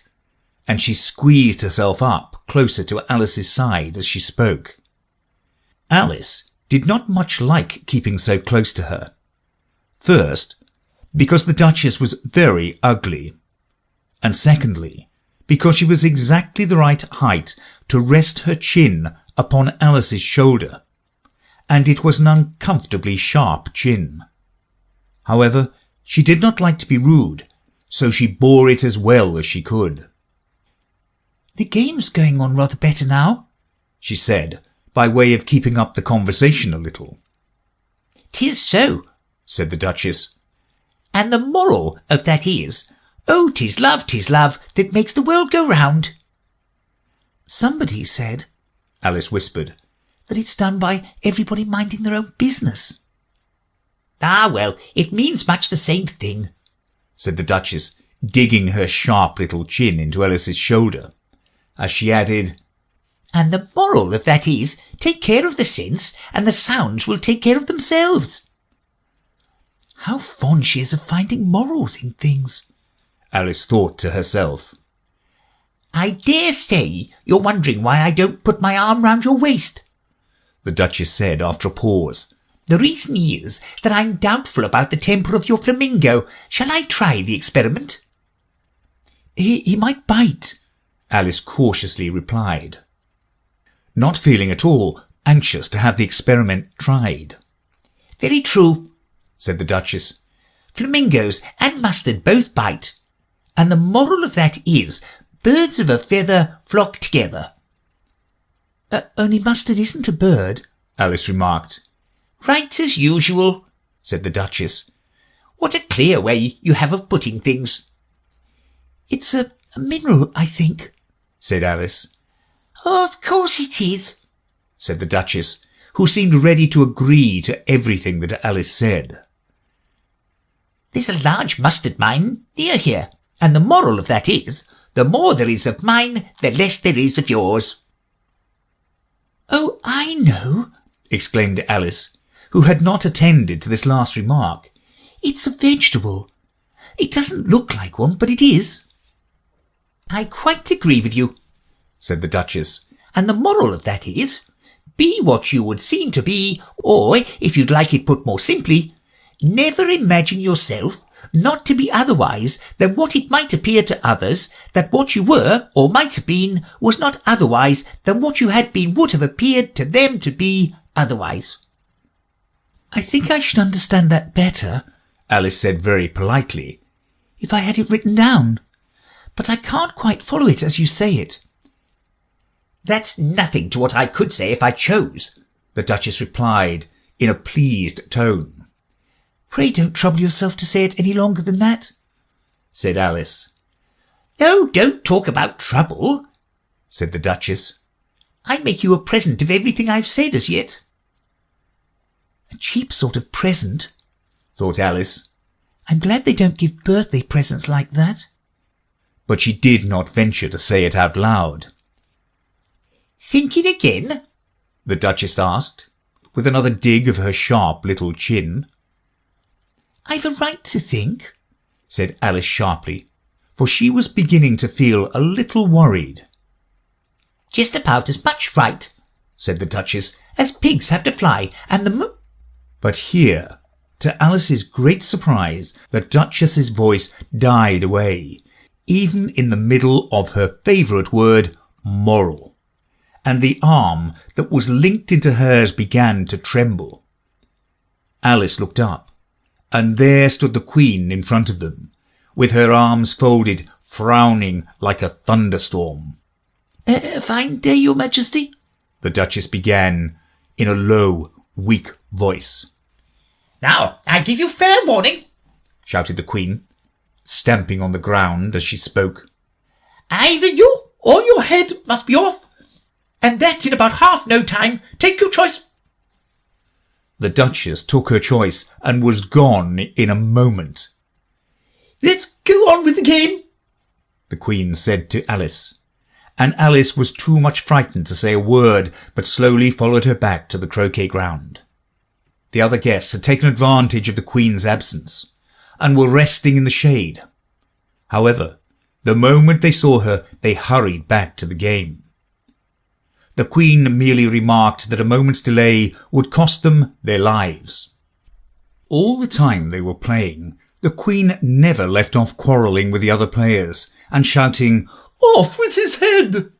or "Off with her head!" Those whom she sentenced were taken into custody by the soldiers, who of course had to leave off being archers to do this, so that by the end of half an hour or so there were no archers left, and all the players except the King, the Queen, and Alice were in custody and under sentence of execution. Then the Queen left off quite out of breath and said to Alice, "Have you seen the mock turtle yet?" "No," said Alice. "I don't even know what a mock turtle is." "It's the thing mock turtle soup is made from," said the Queen. "I never saw one or heard of one," said Alice. "Come on then," said the Queen, "and he shall tell you his history." As they walked off together, Alice heard the King say in a low voice to the company generally, "You are all pardoned." "Come, that's a good thing," she said to herself, for she had felt quite unhappy at the number of executions the Queen had ordered. They very soon came upon a griffin, lying fast asleep in the sun. If you don't know what a griffin is, look at the picture. "Up, lazy thing," said the Queen, "and take this young lady to see the mock turtle, and to hear his history. I must go back and see after some executions I have ordered." And she walked off, leaving Alice alone with the griffin. Alice did not quite like the look of the creature, but on the whole she thought it would be quite as safe to stay with it as to go after the savage Queen. So she waited. The griffin sat up and rubbed its eyes. Then it watched the Queen till she was out of sight. Then it chuckled. "What fun!" said the griffin, half to itself, half to Alice. "What is the fun?" said Alice. "Why, she," said the Gryphon. "It's all her fancy, that. They never executes nobody, you know. Come on." Everybody says come on here, thought Alice, as she went slowly after it. I never was so ordered about in all my life, never. They had not gone far before they saw the Mock Turtle in the distance, sitting sad and lonely on a little ledge of rock. And as they came nearer, Alice could hear him sighing as if his heart would break. She pitied him deeply. What is his sorrow? she asked the Gryphon. And the Gryphon answered very nearly in the same words as before. "It's all his fancy, that. He hasn't got no sorrow, you know. Come on." So they went on to the Mock Turtle, who looked at them with large eyes full of tears, but said nothing. "This here young lady," said the Gryphon, "she wants for to know your history, she do." "I'll tell it her," said the Mock Turtle in a deep, hollow tone. "Sit down, both of you, and don't speak a word till I've finished." So they sat down, and nobody spoke for some minutes. Alice thought to herself, I don't see how he can ever finish if he doesn't begin. But she waited patiently. "Once," said the Mock Turtle at last with a deep sigh, "I was a real turtle." These words were followed by a very long silence, broken only by an occasional exclamation of "Urgh!" from the Gryphon, and the constant heavy sobbing of the Mock Turtle. Alice was very nearly getting up and saying, Thank you, sir, for your interesting story. but she could not help thinking there must be more to come. So she sat still and said nothing. "When we were little," The Mock Turtle went on at last, more calmly, though still sobbing a little now and then, "we went to school in the sea. The master was an old turtle. We used to call him Tortoise." Why did you call him Tortoise if he wasn't one? asked Alice. "We called him Tortoise because he taught us," said the Mock Turtle angrily. "Really, you are very dull." "You ought to be ashamed of yourself for asking such a simple question," added the Gryphon. And then they both sat silent and looked at poor Alice, who felt ready to sink into the earth. At last the Gryphon said to the Mock Turtle, "Drive on, old fella. Don't be all day about it." and he went on in these words. "Yes, we went to school in the sea, though you mayn't believe it." I never said I didn't, interrupted Alice. "You did," said the Mock Turtle. "Hold your tongue," added the Gryphon. Before Alice could speak again, the Mock Turtle went on. "We had the best of educations. In fact, we went to school every day." I've been to a day school too, said Alice. You needn't be so proud as all that.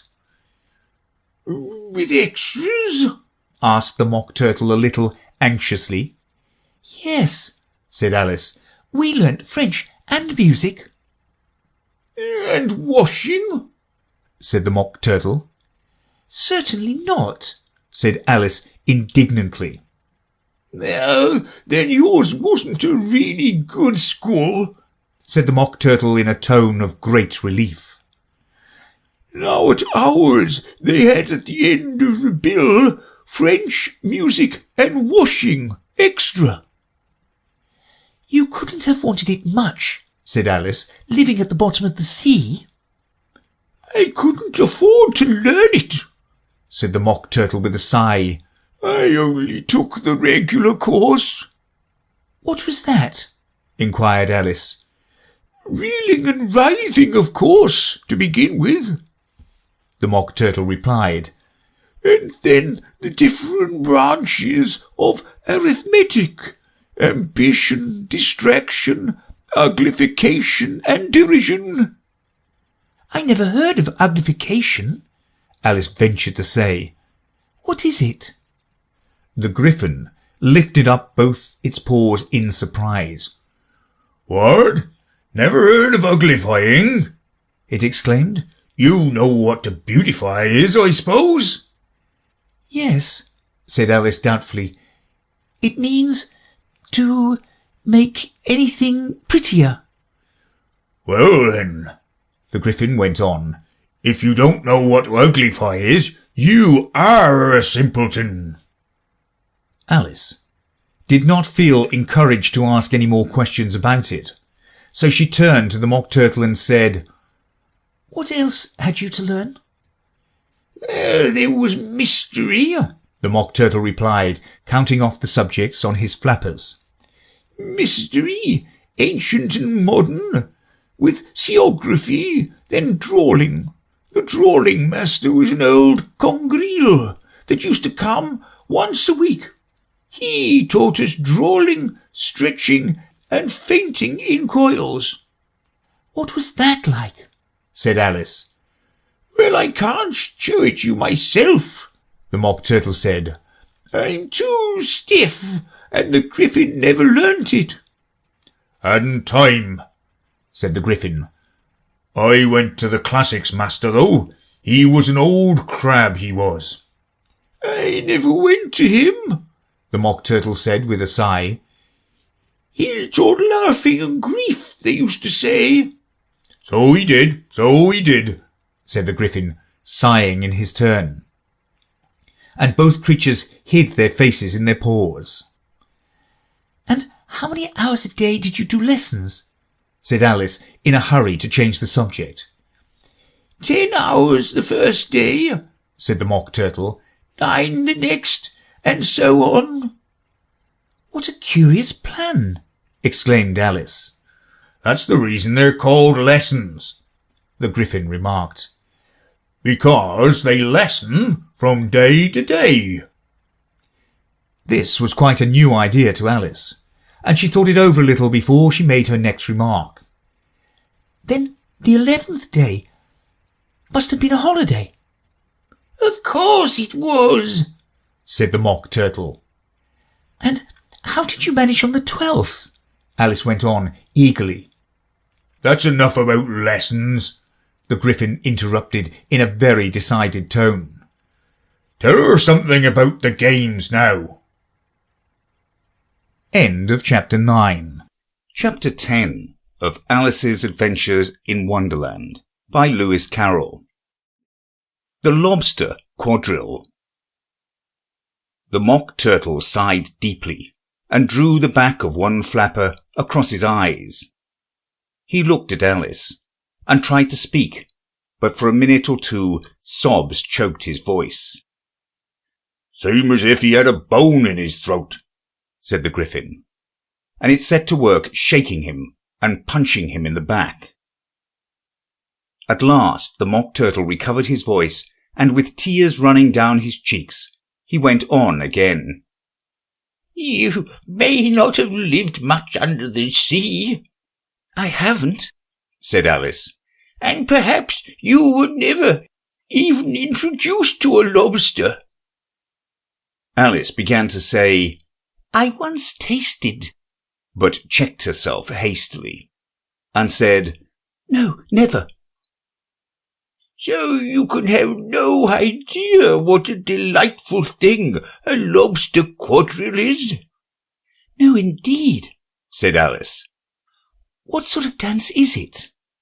Why, said the Griffin, you first form into a line along the seashore. 2 lines, cried the Mock Turtle. Seals, turtles, salmon, and so on. Then, when you cleared all the jellyfish out of the way... That generally takes some time, interrupted the Griffin. You advance twice. Each with a lobster as a partner, cried the Griffin. Of course, the Mock Turtle said. Advance twice, set 2 partners. Change lobsters and retire in same order, continued the Griffin. Then, you know, the Mock Turtle went on, You throw the lobsters, shouted the Gryphon with a bound into the air. As far out to sea as you can. Swim after them, screamed the Gryphon. Turn a somersault in the sea, cried the Mock Turtle, capering wildly about. Change lobsters again, yelled the Gryphon at the top of its voice. Back to land again, and that's all the first figure, said the Mock Turtle, suddenly dropping his voice. And the two creatures who had been jumping about like mad things all this time sat down again very sadly and quietly, and looked at Alice.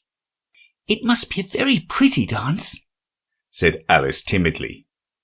Would you like to see a little of it? Said the Mock Turtle. Very much indeed, said Alice. Come, let's try the first figure, said the Mock Turtle to the Gryphon. We can do without lobsters, you know. Which shall sing? Oh, you sing, said the Gryphon. I've forgotten the words. So they began solemnly dancing round and round Alice, every now and then treading on her toes when they passed too close, and waving their forepaws to mark the time, while the Mock Turtle sang this very slowly and sadly. Will you walk a little faster, said a whiting to a snail. There's a porpoise close behind us, and he's treading on my tail. See how eagerly the lobsters and the turtles all advance. They are waiting on the shingle. Will you come and join the dance? Will you, won't you, will you, won't you, will you join the dance? Will you, won't you, will you, won't you join the dance? You can really have no notion how delightful it will be when they take us up and throw us with the lobsters out to sea. But the snail replied, too far, and gave a look askance. Said he thanked the whiting kindly, but he would not join the dance. Would not, could not, would not, could not, would not join the dance. Would not, could not, would not, could not join the dance. What matters it how far we go? His scaly friend replied. There is another shore, you know, upon the other side. The further off from England, the nearer is to France. Then turn not pale, beloved snail, but come and join the dance. Will you, won't you, will you, won't you, will you join the dance? Will you, won't you, will you, won't you join the dance? Thank you. It's a very interesting dance to watch, said Alice, feeling very glad that it was over at last. And I do so like the curious song about the whiting. Oh, as to the whiting, said the Mock Turtle, you've seen them, of course. Yes, said Alice. I've often seen them at Din. She checked herself hastily. I don't know where Din may be, said the Mock Turtle. But if you've seen them so often, of course you know what they're like. I believe so, Alice replied thoughtfully. They have their tails in their mouths, and they're all over crumbs. You're wrong about the crumbs, said the Mock Turtle. Crumbs would all wash off in the sea. But they have their tails in their mouths, and the reason is... Here, the Mock Turtle yawned and shut his eyes. Tell her about the reason and all that, he said to the Gryphon. The reason is, said the Gryphon, that they would go with the lobsters to the dance. So they got thrown out to sea. So they had to fall a long way, so they got their tails fast in their mouths. So they couldn't get them out again, that's all. Thank you, said Alice. It's very interesting. I never knew so much about a whiting before.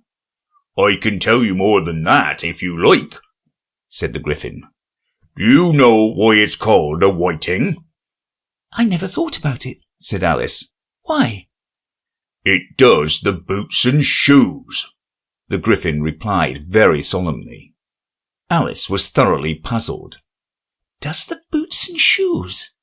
She repeated in a wondering tone. Why, what are your shoes done with? Said the Gryphon. I mean, what makes them so shiny? Alice looked down at them and considered a little before she gave her answer. They're done with blacking, I believe. Boots and shoes under the sea, the Gryphon went on in a deep voice, are done with a whiting. Now you know. And what are they made of? Alice asked in a tone of great curiosity. Soles and eels, of course, the Gryphon replied rather impatiently. Any shrimp could have told you that. If I'd been the whiting, said Alice, whose thoughts were still running on the song, I'd have said to the porpoise, keep back, please, we don't want you with us. They are obliged to have him with them, the Mock Turtle said. No wise fish would go anywhere without a porpoise. Wouldn't it really? said Alice, in a tone of great surprise. Of course not, said the Mock Turtle. Why, if a fish came to me and told me he was going a journey, I should say, with what purpose? Don't you mean purpose? said Alice. I mean what I say, the Mock Turtle replied in an offended tone, and the Gryphon added, Come, let's hear some of your adventures. I could tell you my adventures, beginning from this morning, said Alice a little timidly. But it's no use going back to yesterday, because I was a different person then. Explain all that, said the Mock Turtle. Oh, no, the adventures first, said the Gryphon in an impatient tone. Explanations take such a dreadful time. So Alice began telling them her adventures, from the time when she first saw the White Rabbit. She was a little nervous about it, just at first. The two creatures got so close to her, one on each side, and opened their eyes and mouths so very wide. But she gained courage as she went on. Her listeners were perfectly quiet till she got to the part about her repeating, You are old, Father William, to the caterpillar, and the words all coming out different. And then the Mock Turtle drew a long breath and said, That's very curious. It's all about as curious as it can be, said the Gryphon. It all came different, the Mock Turtle repeated thoughtfully. I should like to hear her try and repeat something now. Tell her to begin. He looked at the Gryphon, as if he thought it had some kind of authority over Alice. Stand up and repeat. 'Tis the voice of the sluggard, said the Gryphon. How the creatures order one about and make one repeat lessons, thought Alice. I might as well be at school at once. However, she got up and began to repeat it, but her head was so full of the lobster quadrille that she hardly knew what she was saying, and the words came very queer indeed. 'Tis the voice of the lobster, I heard him declare, You have baked me too brown, I must sugar my hair. As a duck with its eyelids, so he with his nose trims his belt and his buttons, and turns out his toes. When the sands are all dry, he is gay as a lark, and will talk in contemptuous tones of the shark. But when the tide rises, and the sharks are around, his voice has a timid and tremulous sound. That's different from what I used to say when I was a child, said the Gryphon. Well, I never heard it before, said the Mock Turtle. But it sounds uncommon nonsense. Alice said nothing. She had sat down with her face in her hands, wondering if anything would ever happen in a natural way again. I should like to have it explained, said the Mock Turtle. She can't explain it, said the Gryphon hastily. Go on with the next verse. But about his toes, the Mock Turtle persisted. How could he turn them out with his nose, you know? It's the first position in dancing, Alice said, but was dreadfully puzzled by the whole thing, and longed to change the subject. "Go on with the next verse," the Gryphon repeated impatiently. "It begins, 'I passed by his garden.'" Alice did not dare to disobey, though she felt sure it would all come wrong, and she went on in a trembling voice. I passed by his garden and marked with one eye how the owl and the panther were sharing a pie. The panther took pie crust and gravy and meat, while the owl had the dish as its share of the treat. When the pie was all finished, the owl, as a boon, was kindly permitted to pocket the spoon, while the panther received knife and fork with a growl, and concluded the banquet. "What is the use of repeating all that stuff?" the Mock Turtle interrupted. "If you don't explain it as you go on, it's by far the most confusing thing I ever heard." "Yes, I think you'd better leave off," said the Gryphon, and Alice was only too glad to do so. "Shall we try another figure of the lobster quadrille?" the Gryphon went on. "Or would you like the Mock Turtle to sing you a song?" "Oh, a song, please, if the Mock Turtle would be so kind," Alice replied, so eagerly that the Gryphon said in a rather offended tone, "No accounting for tastes. Sing her turtle soup, will you, old fellow?" The Mock Turtle sighed deeply, and began in a voice sometimes choked with sobs to sing this. "Beautiful soup, so rich and green, waiting in a hot tureen. Who for such dainties would not stoop? Soup of the evening, beautiful soup, soup of the evening, beautiful soup, beautiful soup, beautiful soup, soup of the evening, beautiful, beautiful soup. Beautiful soup, who cares for fish, game, or any other dish? Who would not give, or else for 2 pennyworth only of beautiful soup, pennyworth only of beautiful soup, beautiful soup, beautiful soup, soup of the evening, beautiful, beautiful soup."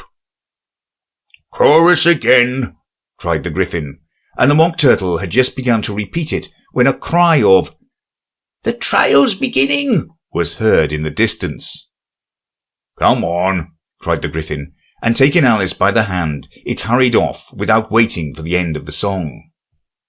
What trial is it?" Alice panted as she ran. But the Gryphon only answered, "Come on," and ran the faster, while more and more faintly came, carried on the breeze that followed them, the melancholy words, "Soup of the evening, beautiful, beautiful soup." End of Chapter 10. Chapter 11 of Alice's Adventures in Wonderland by Lewis Carroll. Who Stole the Tarts? The King and Queen of Hearts were seated on their throne when they arrived, with a great crowd assembled about them. All sorts of little birds and beasts, as well as the whole pack of cards. The knave was standing before them, in chains, with a soldier on each side to guard him. And near the king was the White Rabbit, with a trumpet in one hand and a scroll of parchment in the other. In the very middle of the court was a table, with a large dish of tarts upon it. They looked so good that it made Alice quite hungry to look at them. "I wish they'd get the trial done," she thought, "and hand round the refreshments." But there seemed to be no chance of this, so she began looking at everything about her to pass away the time. Alice had never been in a court of justice before, but she had read about them in books, and she was quite pleased to find that she knew the name of nearly everything there. "That's the judge," she said to herself, "because of his great wig." The judge, by the way, was the king, and as he wore his crown over the wig, Look at the front piece if you want to see how he did it. He did not look at all comfortable, and it was certainly not becoming. And that's the jewellery box, thought Alice. And those 12 creatures. She was obliged to say creatures, you see, because some of them were animals and some were birds. I suppose they are the jurors. She said this last word 2 or 3 times over to herself, being rather proud of it. For she thought, and rightly too, that very few little girls of her age knew the meaning of it at all. However, jurymen would have done just as well. The 12 jurors were all writing very busily on slates. What are they doing? Alice whispered to the Griffin. They can't have anything to put down yet before the trial's begun. They're putting down their names, the Griffin whispered in reply, for fear they should forget them before the end of the trial. Stupid things, Alice began in a loud, indignant voice. But she stopped hastily, for the White Rabbit cried out, "Silence in court!" And the King put on his spectacles and looked anxiously round to make out who was talking. Alice could see, as well as if she were looking over their shoulders, that all the jurors were writing down "stupid things" on their slates. And she could even make out that one of them didn't know how to spell stupid, and that he had to ask his neighbour to tell him. A nice muddle their slates will be in before the trial's over, thought Alice. One of the jurors had a pencil that squeaked. This, of course, Alice could not stand, and she went round the court and got behind him, and very soon found an opportunity of taking it away. She did it so quickly that the poor little juror, it was Bill the Lizard, could not make out at all what had become of it.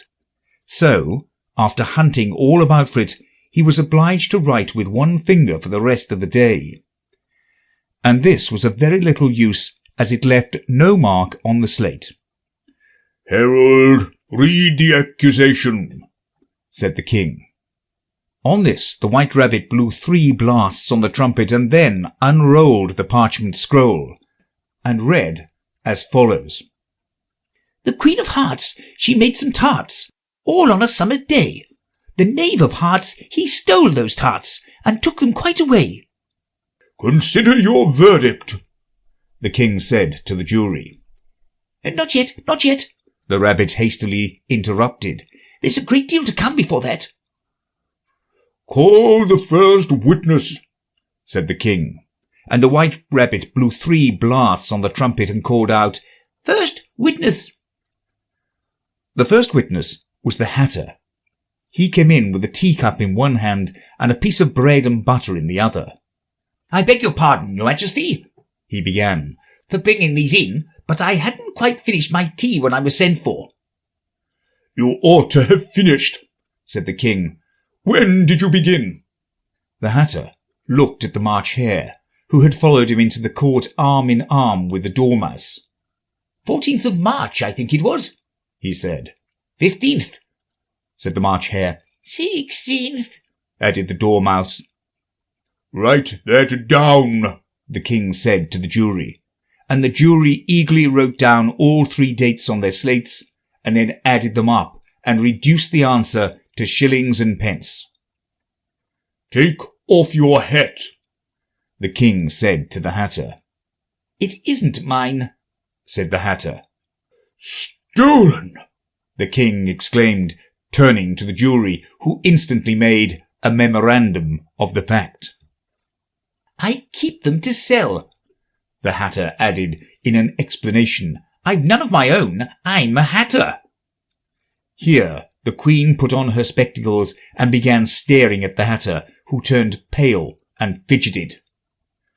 "Give your evidence," said the King, "and don't be nervous, or I'll have you executed on the spot."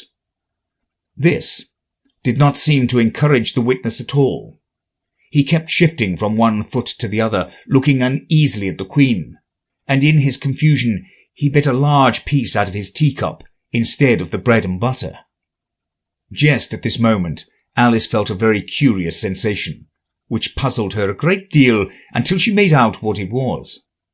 She was beginning to grow larger again, and she thought at first she would get up and leave the court. But on second thoughts she decided to remain where she was as long as there was room for her. "I wish you wouldn't squeeze so," said the Dormouse, who was sitting next to her. "I can hardly breathe." "I can't help it," said Alice very meekly. "I'm growing." "You've no right to grow here," said the Dormouse. "Don't talk nonsense," said Alice more boldly. "You know you're growing too." "Yes, but I grow at a reasonable pace," said the Dormouse. "Not in that ridiculous fashion." And he got up very sulkily and crossed over to the other side of the court. All this time the Queen had never left off staring at the Hatter, and just as the Dormouse crossed the court, she said to one of the officers of the court, "Bring me the list of the singers in the last concert," on which the wretched Hatter trembled so that he shook both his shoes off. "Give your evidence," the King repeated angrily, "or I'll have you executed, whether you're nervous or not."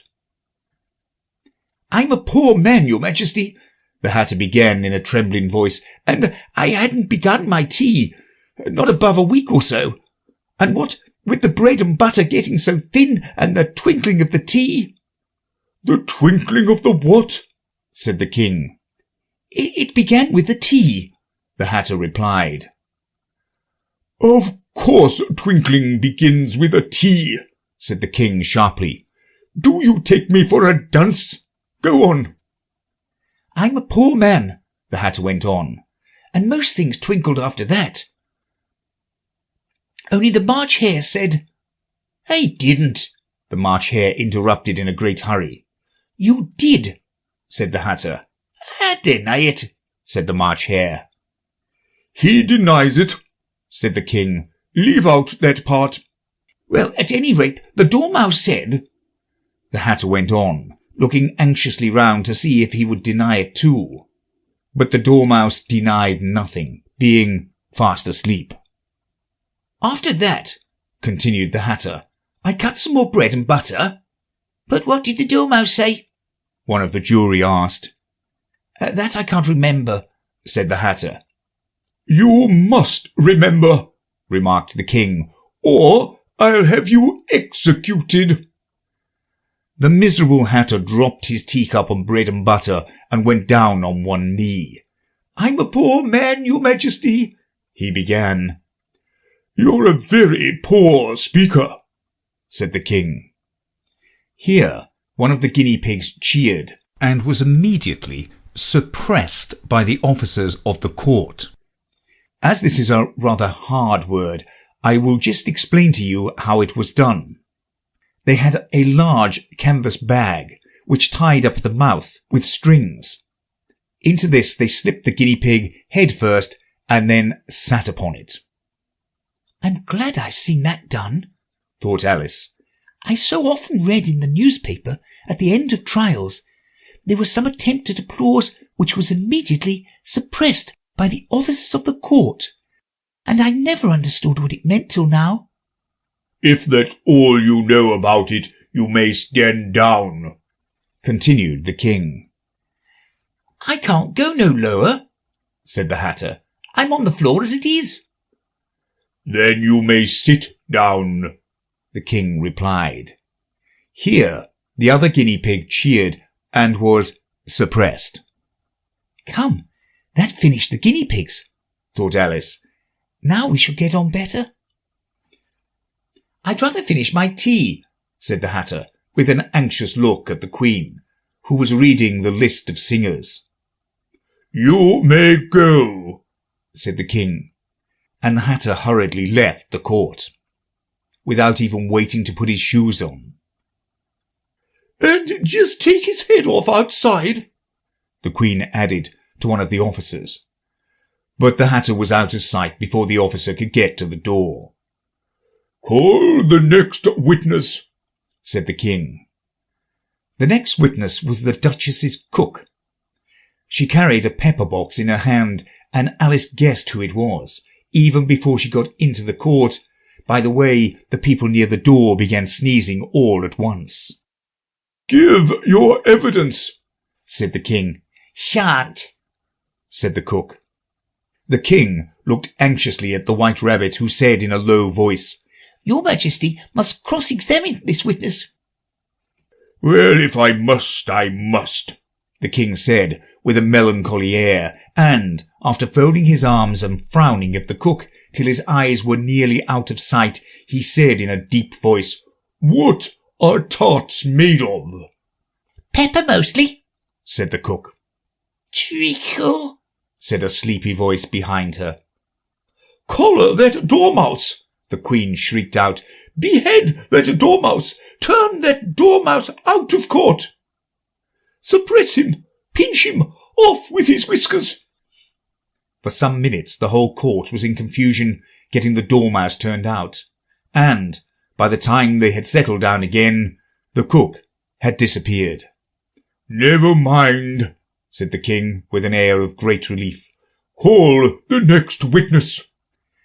And he added in an undertone to the queen, "Really, my dear, you must cross-examine the next witness. It quite makes my forehead ache." Alice watched the White Rabbit as he fumbled over the list, feeling very curious to see what the next witness would be like. "For they haven't got much evidence yet," she said to herself. Imagine her surprise when the White Rabbit read out at the top of his shrill little voice the name "Alice." End of Chapter 11. Chapter 12 of Alice's Adventures in Wonderland by Lewis Carroll. Alice's Evidence. "Here!" cried Alice, quite forgetting in the flurry of the moment how large she had grown in the last few minutes. And she jumped up in such a hurry that she tipped over the jury box with the edge of her skirt, upsetting all the jurymen onto the heads of the crowd below. And there they lay, sprawling about, reminding her very much of a globe of goldfish she had accidentally upset the week before. "Oh, I beg your pardon," she exclaimed in a tone of great dismay, and began picking them up again as quickly as she could. For the incident of the goldfish kept running in her head, and she had a vague sort of idea that they must be collected at once and put back into the jury box, or they would die. "The trial cannot proceed," said the king in a very grave voice, "until all the jurymen are back in their proper places. All," he repeated with great emphasis, looking hard at Alice as he said so. Alice looked at the jury box, and saw that in her haste she had put the lizard in head downwards, and the poor little thing was waving its tail about in a melancholy way, being quite unable to move. She soon got it out again and put it right. "Not that it signifies much," she said to herself. "I should think it would be quite as much use in the trial one way up as the other." As soon as the jury had a little recovered from the shock of being upset, and their slates and pencils had been found and handed back to them, they set to work very diligently to write out a history of the accident. All except the lizard, who seemed too much overcome to do anything but sit with its mouth open, gazing up into the roof of the court. "What do you know about this business?" the king said to Alice. "Nothing," said Alice. "Nothing whatever?" persisted the king. "Nothing whatever," said Alice. "That's very important," the king said, turning to the jury. They were just beginning to write this down on their slates when the White Rabbit interrupted. "Unimportant, your Majesty means, of course," he said in a very respectable tone, but frowning and making faces at him as he spoke. "Unimportant, of course I meant," the king hastily said, and went on to himself in an undertone. "Important, unimportant, unimportant, important," as if he were trying which word sounded best. Some of the jury wrote it down important, and some unimportant. Alice could see this, as she was near enough to look over their slates. But it doesn't matter a bit, she thought to herself. At this moment the king, who had been for some time busily writing in his notebook, cackled out, "Silence!" and read out from his book. "Rule 42. All persons more than a mile high to leave the court." Everybody looked at Alice. "I'm not a mile high," said Alice. "You are," said the king. "Nearly 2 miles high," added the queen. "Well, I shan't go at any rate," said Alice. "Besides, that's not a regular rule. You invented it just now." "It's the oldest rule in the book," said the king. "Then it ought to be number 1, said Alice. The king turned pale and shut his notebook hastily. "Consider your verdict," he said to the jury in a low, trembling voice. "There's more evidence to come yet, please your majesty," said the White Rabbit, jumping up in a great hurry. "This paper has just been picked up." "What's in it?" said the queen. "I haven't opened it yet," said the White Rabbit, "but it seems to be a letter written by the prisoner to somebody." "It must have been that," said the king. "Unless it was written to nobody, which isn't usual, you know." "Who is it directed to?" said one of the jurymen. "It isn't directed at all," said the White Rabbit. "In fact, there's nothing written on the outside." He unfolded the paper as he spoke, and added, "It isn't a letter after all. It's a set of verses." "Are they in the prisoner's handwriting?" asked another of the jurymen. "No, they're not," said the White Rabbit. "And that's the queerest thing about it." The jury all looked puzzled. "He must have imitated somebody else's hand," said the king. The jury all brightened up again. "Please, your majesty," said the knave, "I didn't write it, and they can't prove I did. There's no name signed at the end." "If you didn't sign it," said the king, "that only makes the matter worse. You must have meant some mischief, or else you'd have signed your name like an honest man." There was a general clapping of hands at this. It was the first really clever thing the king had said that day. "That proves his guilt," said the queen. "It proves nothing of the sort," said Alice. "Why, you don't even know what they're about." "Read them," said the king. The White Rabbit put on his spectacles. "Where shall I begin, please your majesty?" he asked. "Begin at the beginning," the king said gravely. "And go on till you come to the end. Then stop." These were the verses the White Rabbit read. "They told me you had been to her, and mentioned me to him. She gave me a good character, but said I could not swim. He sent them word I had not gone. We know it to be true. If she should push the matter on, what would become of you? I gave her 1, they gave him 2. You gave us 3 or more. They all returned from him to you, though they were mine before. If I or she should chance to be involved in this affair, he trusts to you to set them free, exactly as we were.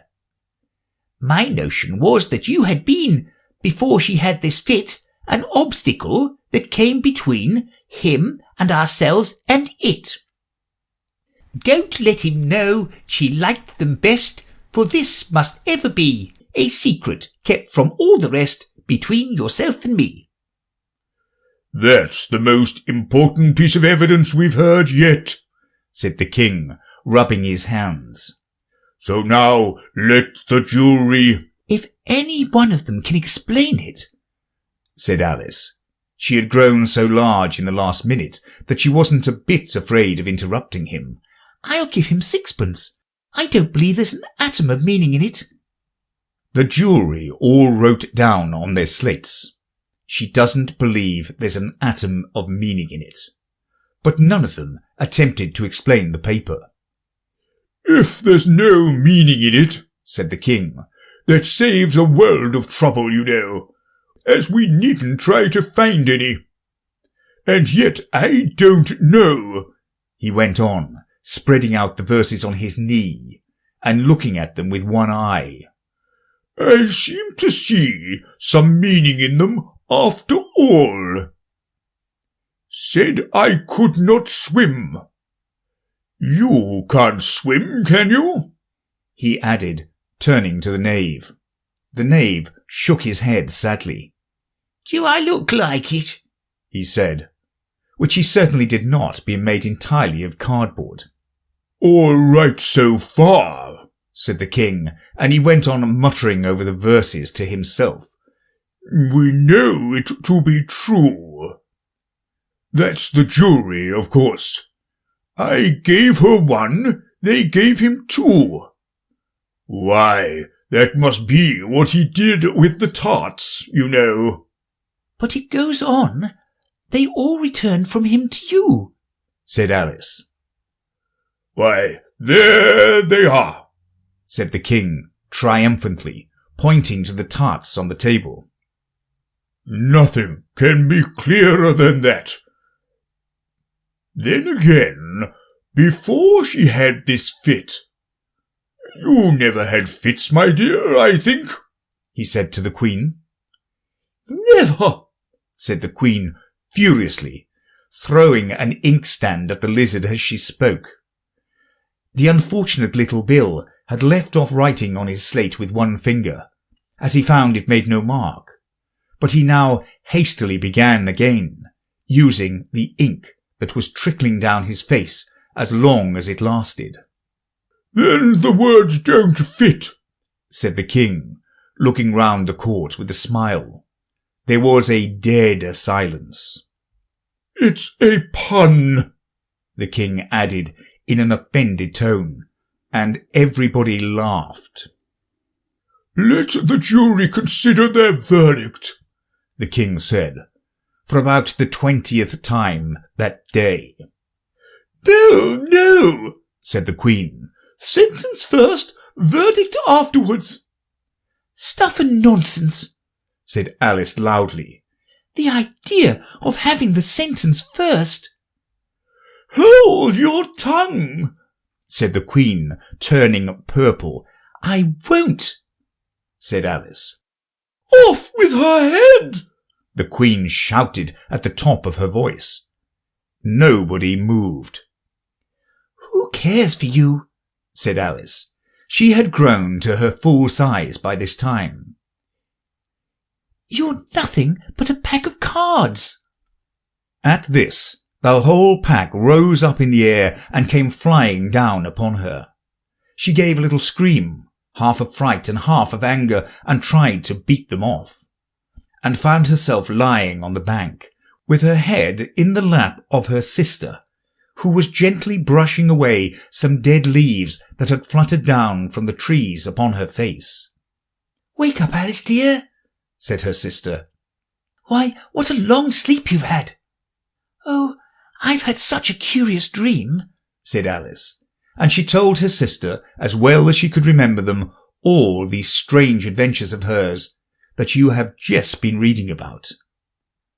And when she had finished, her sister kissed her and said, "It was a curious dream, dear, certainly. But now run in to your tea. It's getting late." So Alice got up and ran off, thinking while she ran, as well as she might, what a wonderful dream it had been. But her sister sat still just as she left her, leaning her head on her hand, watching the setting sun and thinking of little Alice and all her wonderful adventures, till she too began dreaming after a fashion, and this was her dream. First, she dreamt a little of Alice herself, and once again the tiny hands were clasped upon her knee, and the bright, eager eyes were looking up into hers. She could hear the very tones of her voice, and see the queer little toss of her head, to keep back the wandering hair that would always get into her eyes. And still as she listened, or seemed to listen, the whole place around her became alive with the strange creatures of her little sister's dream. The long grass rustled at her feet as the white rabbit hurried by. The frightened mouse splashed his way through the neighbouring pool.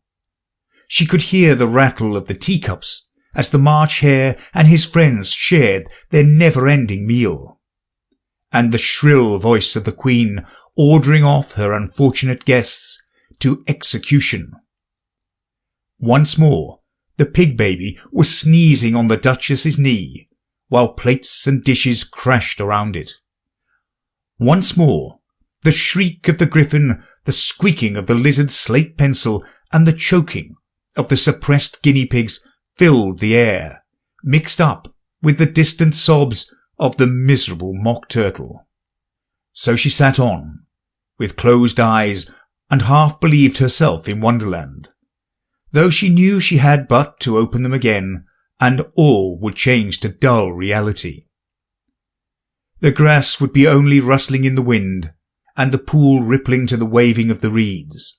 The rattling teacups would change to tinkling sheep bells, and the Queen's shrill cries to the voice of the shepherd boy, and the sneeze of the baby, the shriek of the griffin, and all the other queer noises would change, she knew, to the confused clamour of the busy farmyard, while the lowing of the cattle in the distance would take the place of the mock turtle's heavy sobs.